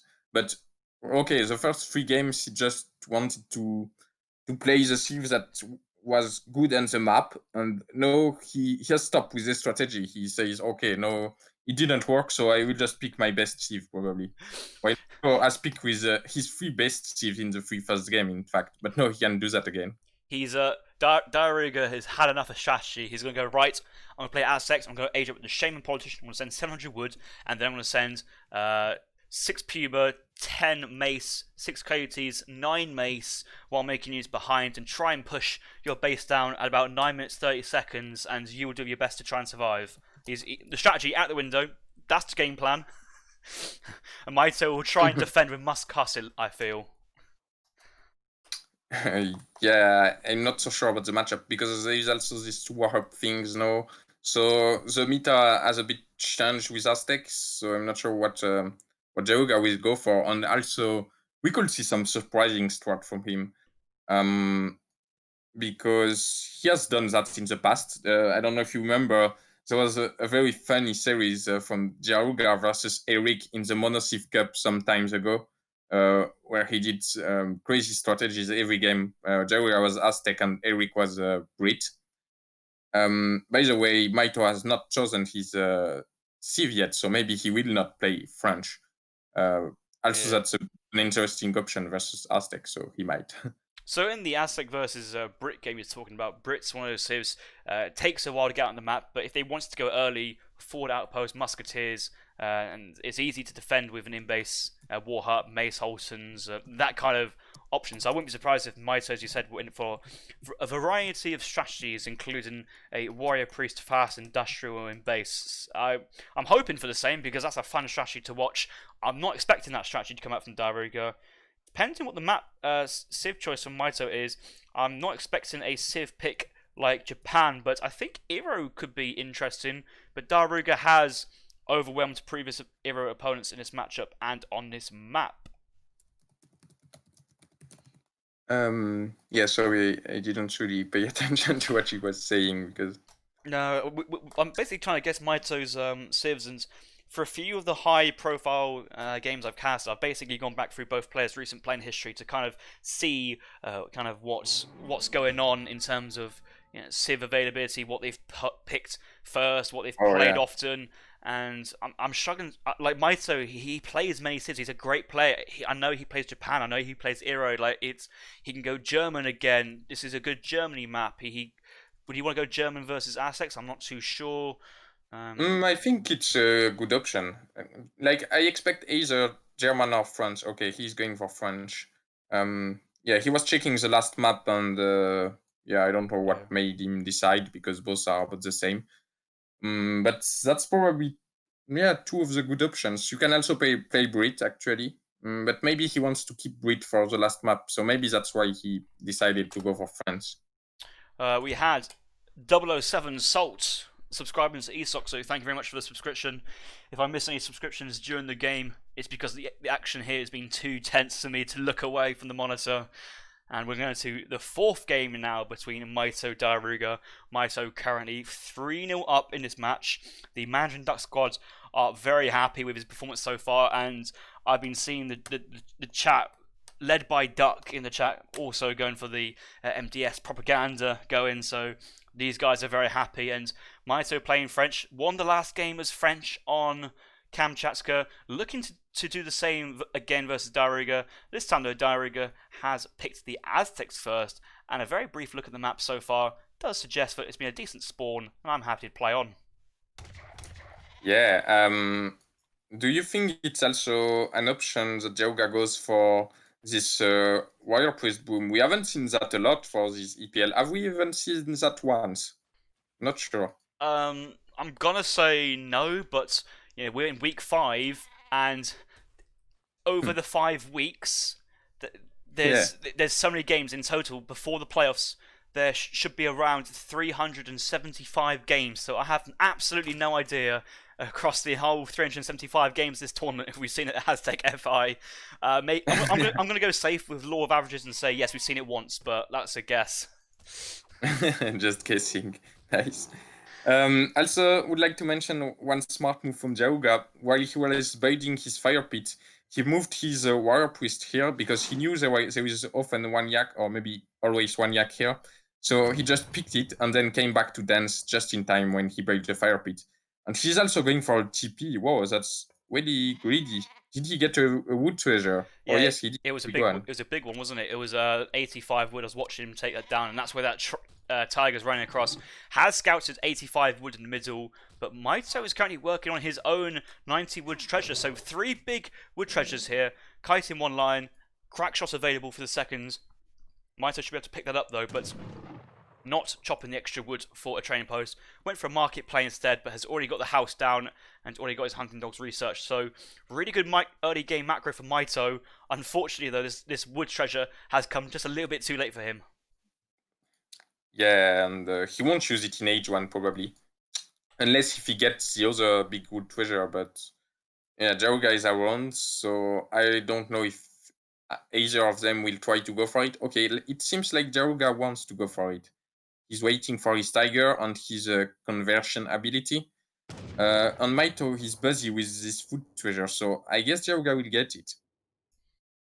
Yeah, I don't know if diarouga has enough knowledge to guess where Mitoe's explorer is, and I feel that Mitoe, he has seen this. His explorer was nearby while kiting, but you know that converts, and then 2 tigers attacking that remaining one. That was a very quick pickup, and diarouga another 85 wood treasure here.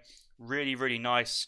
If he's going to age up with the shaman, I guess it won't affect things too much, but I know that diarouga, I've seen him play Aztec many times this tournament.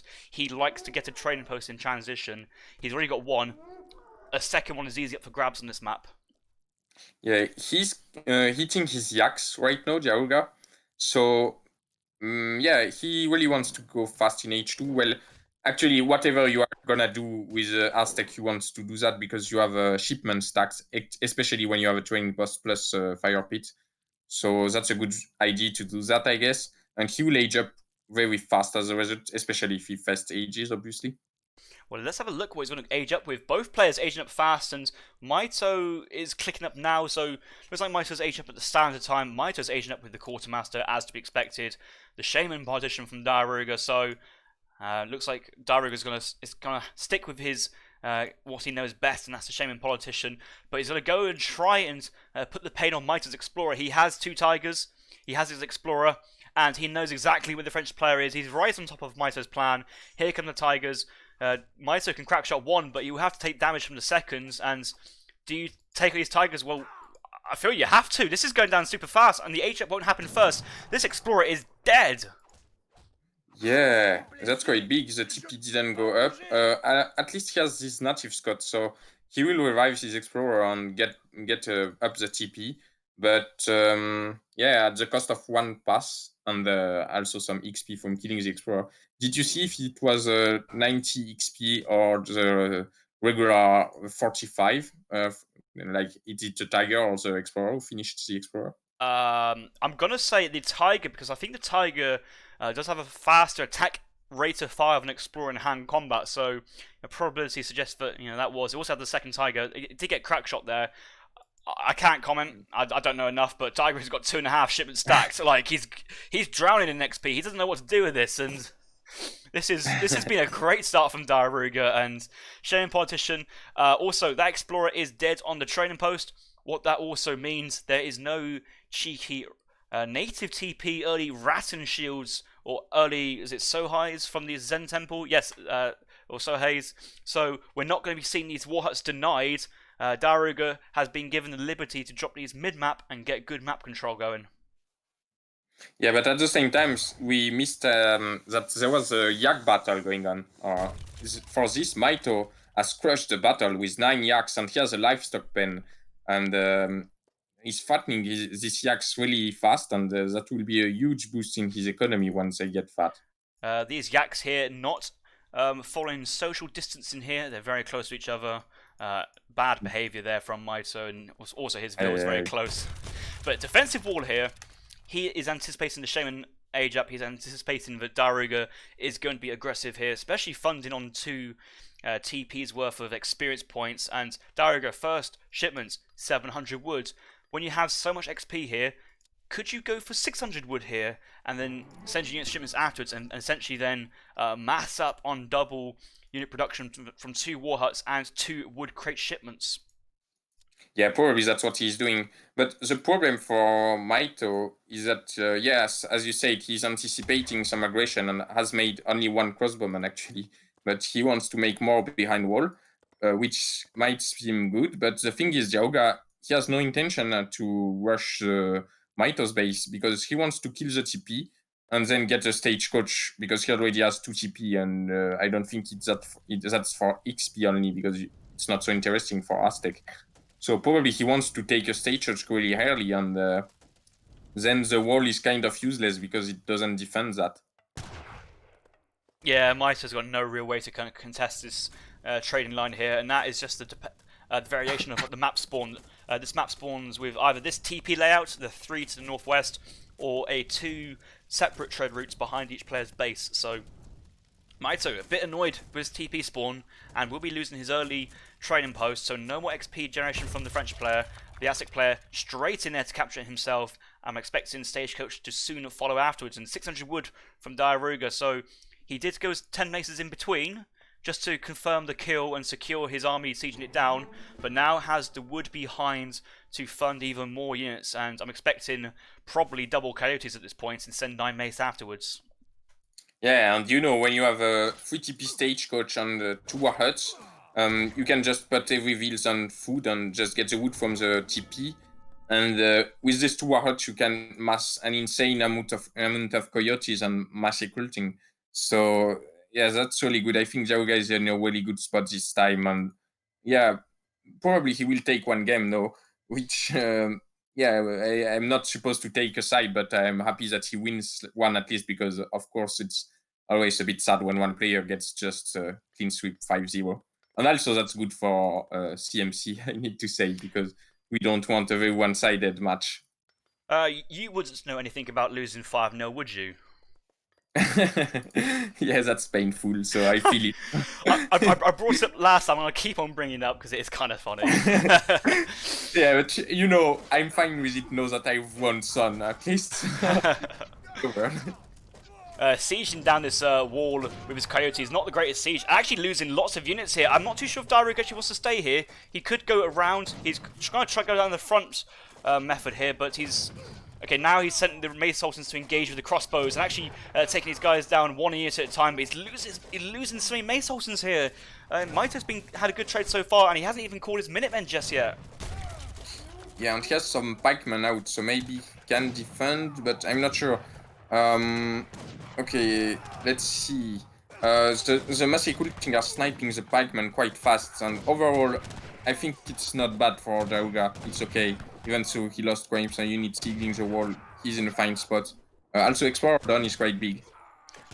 Need to remember 14 vills in the town centre, currently idle, a few vills behind us. Well, eating the yaks at the moment, so good eco from Mitoe, but he doesn't have the stagecoach, and that is what diarouga has, and just more shipments coming in. 5 vills now from diarouga. This massive coyotes, though, could have gone for coyote combat at this point. May want to go for the card afterwards. Still having gone for a big 10 Mace Olsen batch here. 30 vills on food, as you said. That stagecoach is now onto the wood income. 1 warrior priest dancing, and diarouga's remasked. He's going in again, but these yaks, though, I feel like Mitoe needs to eat these yaks faster because he needs the units now. He doesn't need the units in 5 minutes. He needs them now. Yeah, because yeah, okay. So the yak are giving Mitoe a way to mass a lot of units, but once they are gone, he will really have to be in a good spot if he wants to. Like, if the situation is still like that once the yak are gone, obviously diarouga has almost won the game because he has more eco and has more military units and has the map. But yeah, so far Mitoe has still a chance with his yaks. Okay, a big batch of hussars. So no, okay, some more crossbowmen. And I think Mitoe will soon push. Maybe he has 3 hussars on the way. Let's see. And he will try to take down the FB. That is very risky from Mitoe pushing out on a double war huts forward base from the Aztec player, but most players would think, right, I'm going to go skirm pike, oh no, crossbow pike or musketeer hussars, but Mitoe, no, changing up hussar crossbow production, and it looks like it's working. The crossbows would do much better than the Mace Sultans and the musketeers, and hussars to body block from the coyote runners and do pretty decently. War dance has now come in. 4 warrior priests dancing for war dance. Coyotes engaging straight away. Jaguars being called from the war hut as well. Both war huts engaging.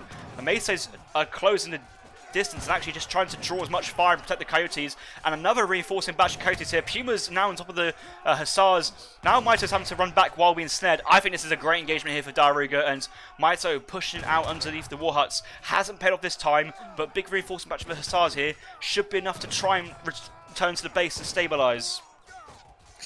Yeah, so yeah, no, okay, no, it's over. I don't believe Mitoe can win this fight, and after that, yeah, there is nothing left for Mitoe. He has no rest anymore in his base, almost. And he's losing his hussars, which were the way for him to win the game, the fight at least. But yeah, there is more coyotes coming from diarouga, and okay, GG, he realized that. And yeah, nice. 3-1, no. Good game from diarouga. At least he won once. Yeah. Aztecs early on will be they seem very strong. Like, I know they've been played by a very, very strong Aztec player here who's understood the way to play this, and especially after getting that second TP in the first A/transition and going for the TP control afterwards. But Mitoe, with all his yaks, 2 barracks is stable. French villagers. If the French player can't hold this aggression, then what Civ can really hold this from the Aztec player? And that's an interesting point to discuss possibly after the EPL. And I feel that Aztecs is, at the moment, up there in the top 5 Civ position. What do you think? Yeah, I believe Aztec is a really strong Civ at the moment. Also, on these specific games, it's a bit biased to use it as example to say that, because first, diarouga had an insane H1 with this early TP, and then some more wood treasures. And then Mitoe did a slight mistake by misunderstanding what diarouga had in mind with taking the TPs. And Mitoe was just sitting in base with walls, but diarouga didn't care so much about that. And probably Mitoe would have better gone H3 before trying to push back, because if you want to go for 10 minutes timing, then it's better if it's an H3 timing, because he would have been safe aging up in fact, because diarouga was just going for a stagecoach. So when it's in this case, you can age up safely. And so, okay, Aztec is strong, but Mitoe didn't make the optimal plan to beat Aztec, so we can't really use this game as an example. Yeah, certainly. Mito's training post was up for about a minute and a half, minute 45 seconds, so probably got 1 or 2 passes as a maximum. If we go to the XP total, you might actually see this a bit more clearly. It looks like 2 passes in total from Mitoe there, so got some composition for the early training post put down, but actually once diarouga gets the 3 TPs under control, then goes stagecoach afterwards, and then starts engaging with his explorer, buffing the experience generated.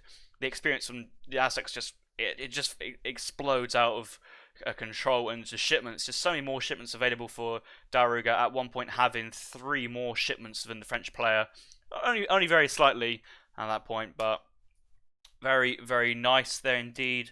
The yaks though made the French player stick around the game a lot longer than I thought they would have done, but actually was chopping lots of wood behind us to fund that crossbow production, and could have actually gone for a mix of maybe 10, 15, 20 musketeers as well, just to try and block and defend from the coyote runners a little bit more. Might have been a crossbow heavy army there from Mitoe, and then the coyote runners just overwhelming the hussars, and as you said, he needed those hussars to combat what the Aztec player was doing, and the fact that then there was no hussars, just the coyote runners were then able to clean up, and that was the game. And even villagers coming out to fight, and once this fight went down, another 5 to 6 villas were at risk, and the game was over. But I think your description about the Fortress Age is probably the more analytically correct than my blasé description right there. But take your pick, which one you prefer.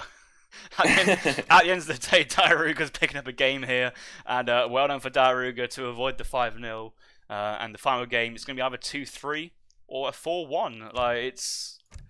Mitoe's won the series, but diarouga is fighting for pride at the moment.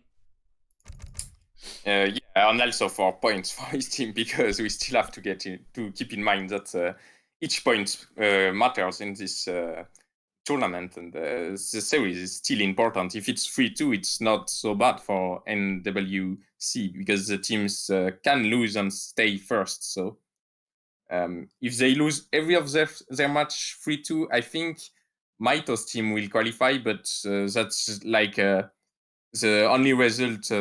Like they can't lose one more to qualify. So that's still like the borderline result. 3-2 it's a good result, but it's okay for both teams. Diarouga is that type of person to be laying awake at night, late into the evening, thinking, I should have won that 5-0, and to be very upset how it's gone so far. Even commenting that he's had a bit of an off day. I'm sure diarouga will be thinking of new cunning strategies to come back. But, the series isn't over just yet. We do have one more game to go. While these 2 players are sitting around in lobby thinking about what they're playing, Mitoe's picking the Chinese civilization, diarouga yet to change his civilization. Let us hop on to ESOCcommunity.net and see what the next game scheduled tonight is. And the game is going to be From your team, B winner, it is Kevin Italien versus is that Hawk Girl? Yes, it is. Is Hawk Girl? Hawk Girl was Hawk Girl was picked up from the SKG. So Kevin Yeah. Italien taking on a new player from the SKGs. Check in week number 4 and their players in general. This is going to be Hawk Girl's debut, and Hawk Girl, strong opponents, has beaten me many times in recent days. However, yesterday on stream, I did defeat Hawk Girl in a Dutch versus Osman game. Very happy with that one myself. And do check that out. That was a really fun game. But Hawk Girl was a much, much better player. And if we replayed that same game 5 more times, he'd probably win the next 5. So I'm not going to advertise that one. And that is coming up in 15 minutes' time. But that will be on this channel straight after this game and series finishes. And that will be casted by Jailed and yourself. Exactly, yeah. So he will cast and I will co-cast like here. So after that, I can decide who caster I prefer between Harrison and Jailed. We'll see. Well, the problem is then if you have a favorite caster, then you'd be like, oh, I want to co-cast, and you go, but if you're co-casting, then you have to cast with this person. Like, it's not Harrison, or it's not Jailed. I don't want to do this now. But everyone in part of the ESO community, ESOC media, nice guys. And if you sat at home, yes, I'm talking to you. You want to do some casting yourself. Always looking for more people wanting to do some casting. Sometimes it's a little struggle to find people who actually want to cast. I enjoy casting, but there's been so many games and series that I have casted. I am very happy to share it out. So, not share it out, but not have to volunteer for as many.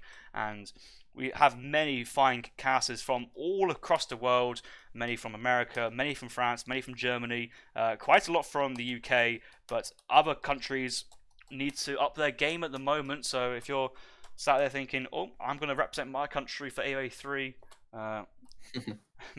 contact the admins, and who knows, I enjoy casting it for the sake of actually enjoying doing it, but I'm also in the game, watching the game anyway. If I wasn't casting, I'd be sat at home watching anyway, so it doesn't really matter to me. But final game here, China Mirror, Bearing Strait. Looks like diarouga is not going to go for the Ottomans again. Yeah, and let's see, the first mirror was quite close between the French civilizations, and now we go for China Mirror, another quite classic, where both of these players are quite good at. And this map is quite good for that, because you have only one TP in base for each of them. So no stagecoach, but TP is still quite important for China. So yeah, it seems like designed to play China, and that's why they won for that. And let's see what the start is. It's quite important, and it's a food start, so no TP. And you have several options, because still there is these wood treasures. They each got one in base. It's symmetric, so probably they will go for 2 villages. That's what you do usually. And then when you ship northern refugees, you just get 1 more village. So that's quite important.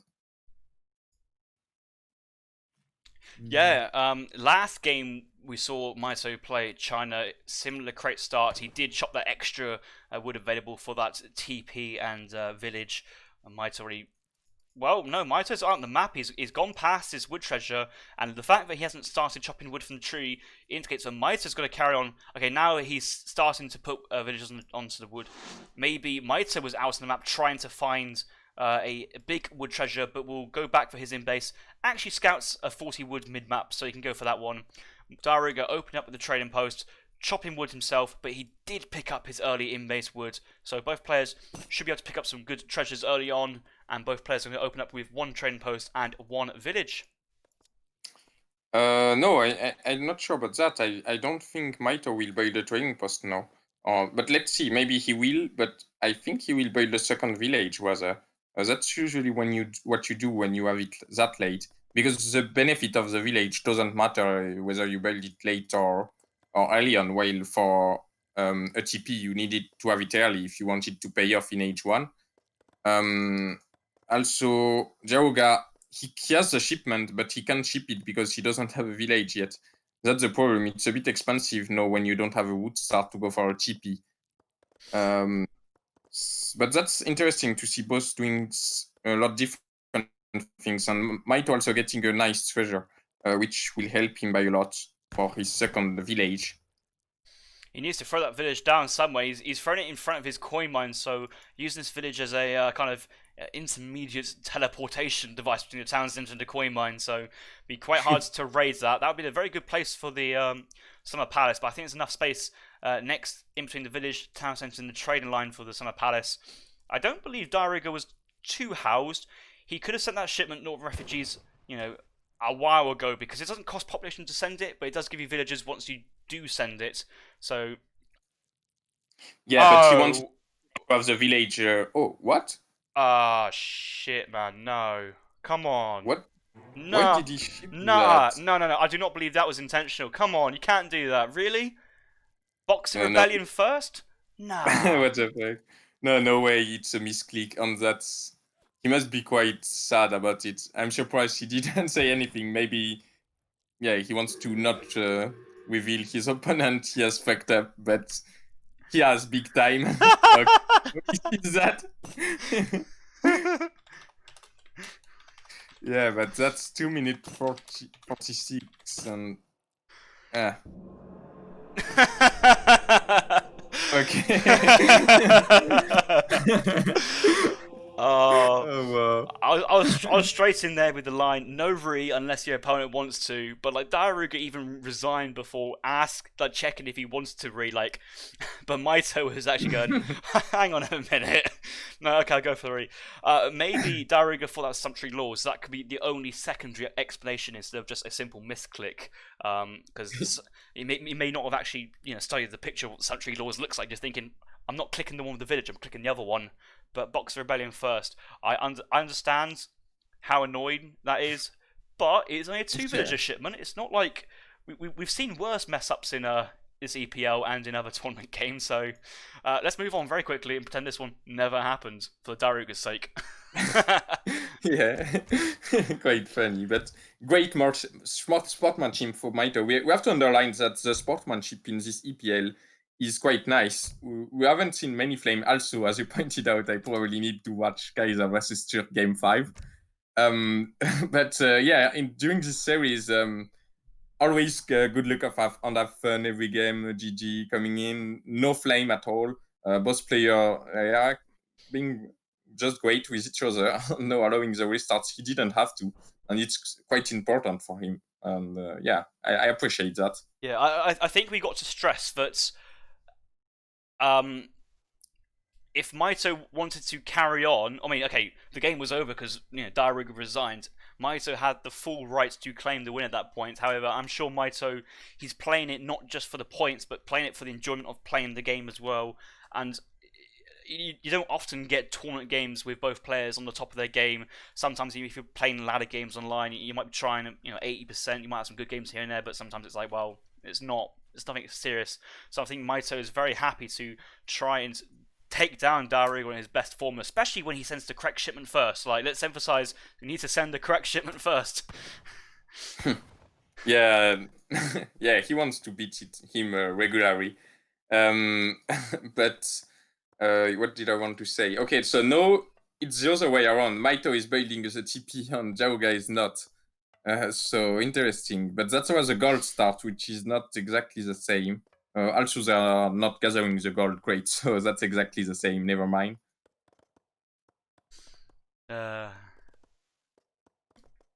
Well, what can I say? Technically, diarouga did resign before Mitoe said re, so there's an argument there. If Mitoe comes back later, going, oh, but I never meant re. I meant the admin win, of course. So after he loses his town center to diarouga's Chinese play.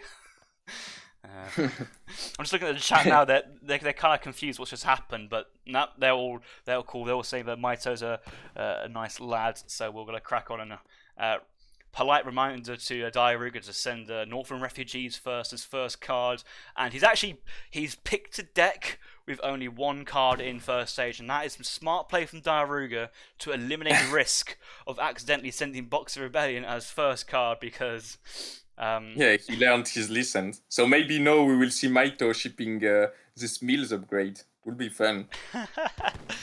I mean, I know diarouga. Like he's a type of person who he's also another player who he would rather win the right way than just win by whatever. So I don't think that was an intentional mess up and go, oh, hang on, man, look at me, I've just messed up. Please, re for me. And no, surely not, because I don't know why he will do that. His start was not especially bad, so there is no reason.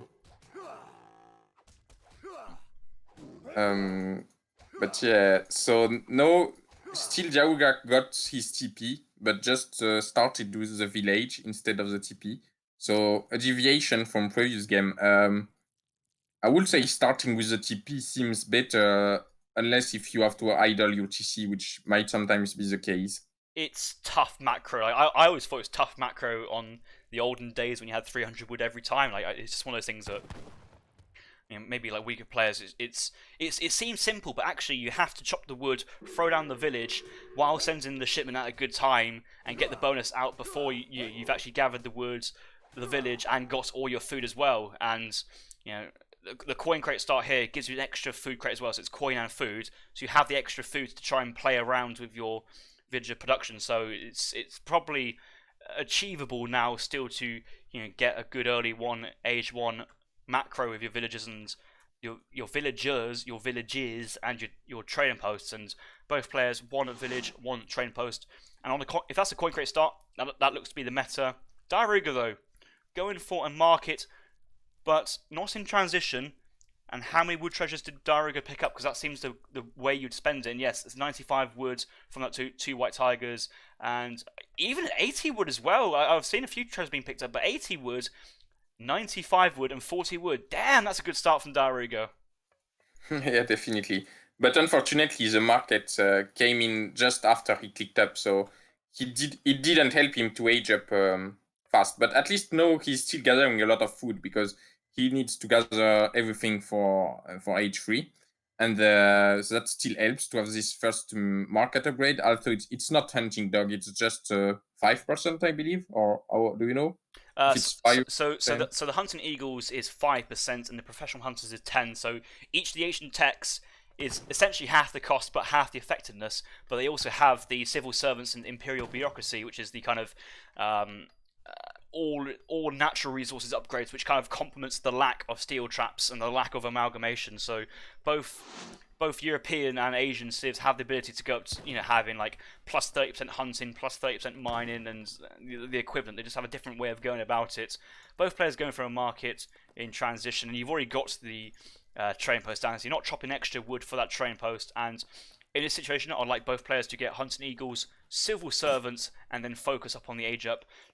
Maybe get professional hunters here, might be a bit greedy. It is 65 wood, 65 coin, and you want to get the age up as soon as possible. Let's say if it's a porcelain tower, because the faster that tower gets up, the faster those resource comes in. So actually, it's you're wanting to balance eco here with the marketects, but actually age up time, and hoping that basically by the time the 700 coin comes in and gathered up, you should have enough food to age up behind it, and that would let you know whether your build was great or too greedy or not greedy enough, if you know what I mean. If you basically whether you hit that macro timing or you don't. Mitoe's got the coin all gathered up, waiting for the shipments. diarouga has much more food, needs to gather another 50 coin before that coin comes in.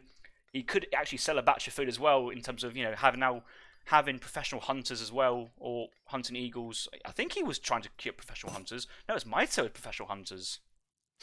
Yeah, it was Mitoe. You know about market. He's quite disappointed, I don't know. Probably Mitoe expected diarouga to not go for the market. But yeah, they both got some interesting treasures, I guess. And so diarouga is aging a bit faster, as you pointed out, because of the market spoil difference. And he's putting 5 villagers on the Wonder. Okay, strange. Usually it's either 4 or 8. Okay, so there is 2 more going in now. Well, yes, he will. So this is the Confucian Academy, which gives you the skirmishers. Now, if you age up with 8 villagers, you get up earlier, but it's not giving you eco bonus like the porcelain tower. So if you go for the porcelain tower, aging up with 4 is technically the most efficient, but it's a very, very, very small number of resources, but it's not worth it. 6 to 8 is where you want to put on the porcelain tower. But both players are age up as fast as possible because they have a shipment installed ready to go due to that train post. And diarouga forward village, Forward War Academy, going to go for a Acer game / H2O aggressive China play, Forward Village and War Academy. Skirms straight into Mitoe's base.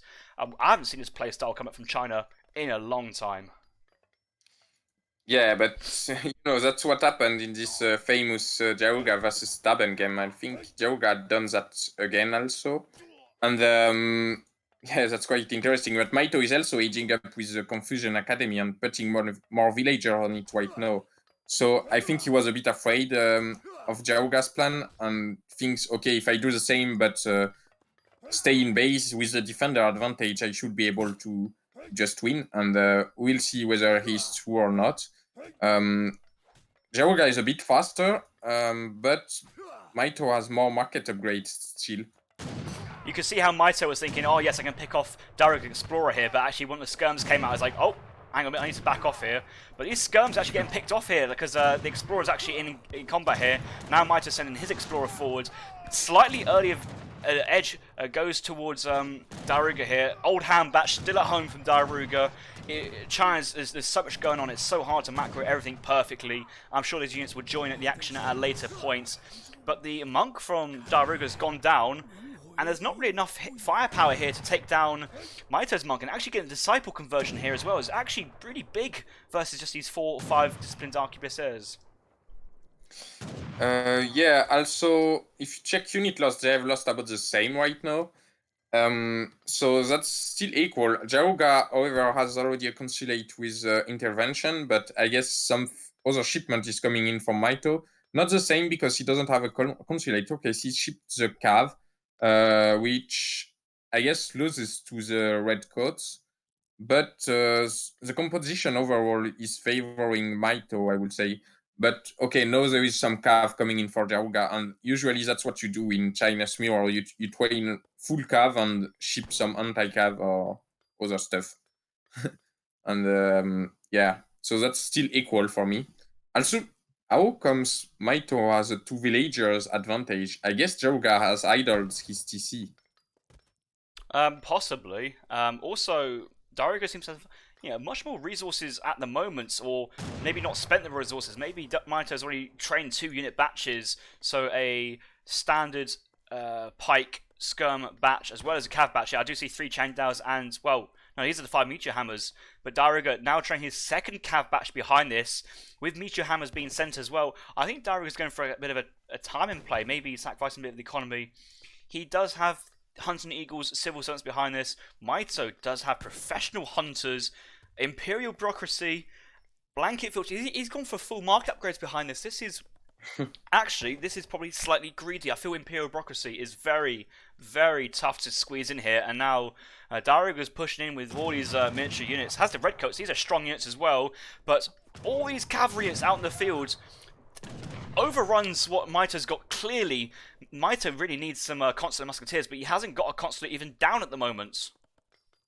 Yeah, but I like that Mitoe won for all market upgrades because he believes that in theory they have the same stuff, except Mitoe is in base. So diarouga has a map advantage, but Mitoe has a defender advantage. And when you have a slight defender advantage, you can afford to go slightly more greedy and still be able to hold your position. So that's what he did, and now he has a bit of an economical advantage. And it means that at some point he will have more army, and maybe he will be able to push back the map. And if he does so, probably that's a winning plan from him. Also, they are doing something different. diarouga is training a lot of cav, while Mitoe is training a lot of skirmishers on pikemen, Changdao pikemen. So I don't know. Usually people say that cav is better in this matchup, but probably if Mitoe can ship some pikemen like he does now, he might still be okay. Let's see, but I think I prefer diarouga's composition. Yeah, I saw Mitoe's population increase past the housing limit before that consulate was built. I'm thinking, well, intervention doesn't cost population until the units actually arrive on the field. So I knew it was the Changdaos, and it makes perfect sense to tie this in with the arquebusiers. But actually, Redcoat's arquebusiers here could deal with the Changdaos, with the cavalry just coming behind to sweep up.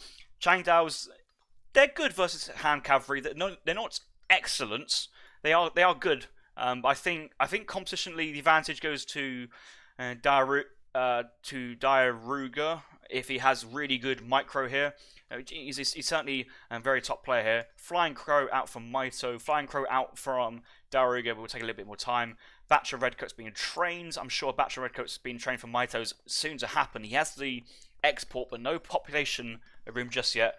Both players frantically chopping for villagers because they don't have the tower to get that wood income. Yeah, how comes Diarouga's 5 more population? Oh, okay, he did an upgrade from the village while Mitoe did 1 less or something like that. Or 1 more, I don't know. The Cavs going straight in though, but the Changdao's a little bit out of position. Now they can bring forwards, but there's so much arquebusiers here from diarouga that this Changdao mass is going down quite fast for Mitoe. Both minutes being called, reinforcing Changdao. Redcoats just now being trained, but there's so many Redcoats here on the field already for diarouga for the intervention and consulate, but these guys are just doing great damage versus the Changdao and versus those few Cav units which Mitoe had on the field. Flying Crows exchanging off with each other. Actually, Mitoe's going into the arquebusiers, but Flying Crow from diarouga, I'm sure it's going to be focused on the Flying Crow here, but Meteor Hammers from diarouga, very strong versus the Flying Crow. That gets picked off straight away, and now it's just a soft underbelly of arquebusiers and Redcoats, and I feel diarouga still has the military numbers advantage and compositional advantage here. I feel he just slam in and right click. Yeah, he's playing it safe. He still has his Flying Crow, so he can siege the buildings with it. And he also has the map, and yeah, he has probably the decisive advantage from here. Yeah, probably that's almost GG. That would be a huge comeback if Mitoe wins this game. Because if you look at the military population now, that's very one-sided. And yeah, as I said, I just like small that he has some cav, and I don't know why Mitoe is not producing any cavalry. Well, I think just going standard army just feels so easy. Just standard army from the pad. Oh, Manchu just come out onto the cavalry. Ooh. What is it with Mitoe? This Manchu pops as China. Yeah, will that be enough this time? So he's still behind, but yeah, that's a good chances for him. Let's see. He's picking some units. He still needs to deal with this Flying Crow, so. I think Mitoe's fine though. Like Skirm and Goon style is stronger than Skirm kind of Huss style at the moment, and there's a few Changdaos here tanking, but I think Mitoe is in a alright position. He's still got intervention to send. He's still on the British consulate, so more musketeers can come up behind this, and that would at least cover for the arquebusiers dealing damage behind this. Manchu is still out for Mitoe. He has the better eco just about with the text, but he is idled at the moment quite heavily. This is close. This really is close. Yeah, and he has lost 6 villagers also during this fight. Okay, he will lose his Redcoat. I don't know why he's fighting with them like that. And I still think it's great for diarouga right now. He has killed quite a lot of stuff. Only 4 Manchus remaining for Mitoe, and I think once these Manchus go down, I feel it's be a little bit too tough for Mitoe to come back in, and diarouga still has 21 arquebusiers out on the field. No upgrade card just sent yet. Even 4 Iron Flails coming from diarouga, and this card has, it's been out of fashion for a while, but both players, diarouga this game, Mitoe last game sending it as well. Looks like both players valuing that cav supports which China shimmers provide. Yeah, and the further it goes, the better it is for diarouga right now. He's pushing his advantage, and yeah, Mitoe is just losing more units with this trade. The Summer Palace is also quite low on HP now. It will probably go down at some point if it continues like that. And Mitoe has a lot of villagers idle. Oh, the next Flying Crown is popping, but it's likely to go down quite fast. Yeah, and I think the GG will soon come from Mitoe. Fighting with villagers about Eastern medicine is a bit of a feels bad moment as well. So had every market take apart from Eastern medicine, I have to give Mitoe a 5 out of 10 for that. Yeah. 7 step from Mitoe, colonial age shipment, just trying to hang on for dear life, but 7 steps is just going to get shredded by the heavy cavalry in the 3rd age, and there's Changdao still out in the field. The Explorer is up dealing damage, but will soon go down, and the Resign has come in, and GG, great game. Also, well done for Mitoe for offering the You really did not have to do that at that point, and we could have finished beforehand, but wow, that was that was quite that was a really exciting game. Really aggressive actions throughout. And the Manchu pop on that villager, I thought it was all out from Mitoe, but damn, I was like, whoa, where are these units coming at? But I think you said it before. Diarouga's Age 1 so strong that basically getting a free market when you weren't really incorporated into the build versus Mitoe, who kind of went out of the way to get the market, went for extra text, got to the next stage a little bit slower, but Diarouga just always that step ahead in the shipment progression versus his opponent just being up a little bit earlier, and getting that earlier trading post down in Age 1 I think also helped as well. Yeah, definitely. But both of them kind of got it in time. So all in all, I believe that was not that much of an advantage in H1. It's rather, I think, the fact that diarouga had a better composition with all this cavalry. And but overall, I would like to say that this series, all of the games were really good level. Like, I haven't seen everything, but that's maybe the best series for me so far in the EPL. Like, really high level, and every mistakes was deadly costly. And yeah, I liked a lot the series. What do you think? It's really good for me. Well, yeah, I mean, also 3-2 as well. Like, you can't ask for closer series than that. It's better than the 5-0, which is, possibly happening after the French mirror. That French mirror, that was close. We were talking about even population, even military, for even armies, just moving it around. This game was, China mirror, it was close. Mito's China hold on Dhaka, like, that looked to be Ottoman winning 95% of the time. But in come the Manchu to save Mitoe once again in that game and turn that around.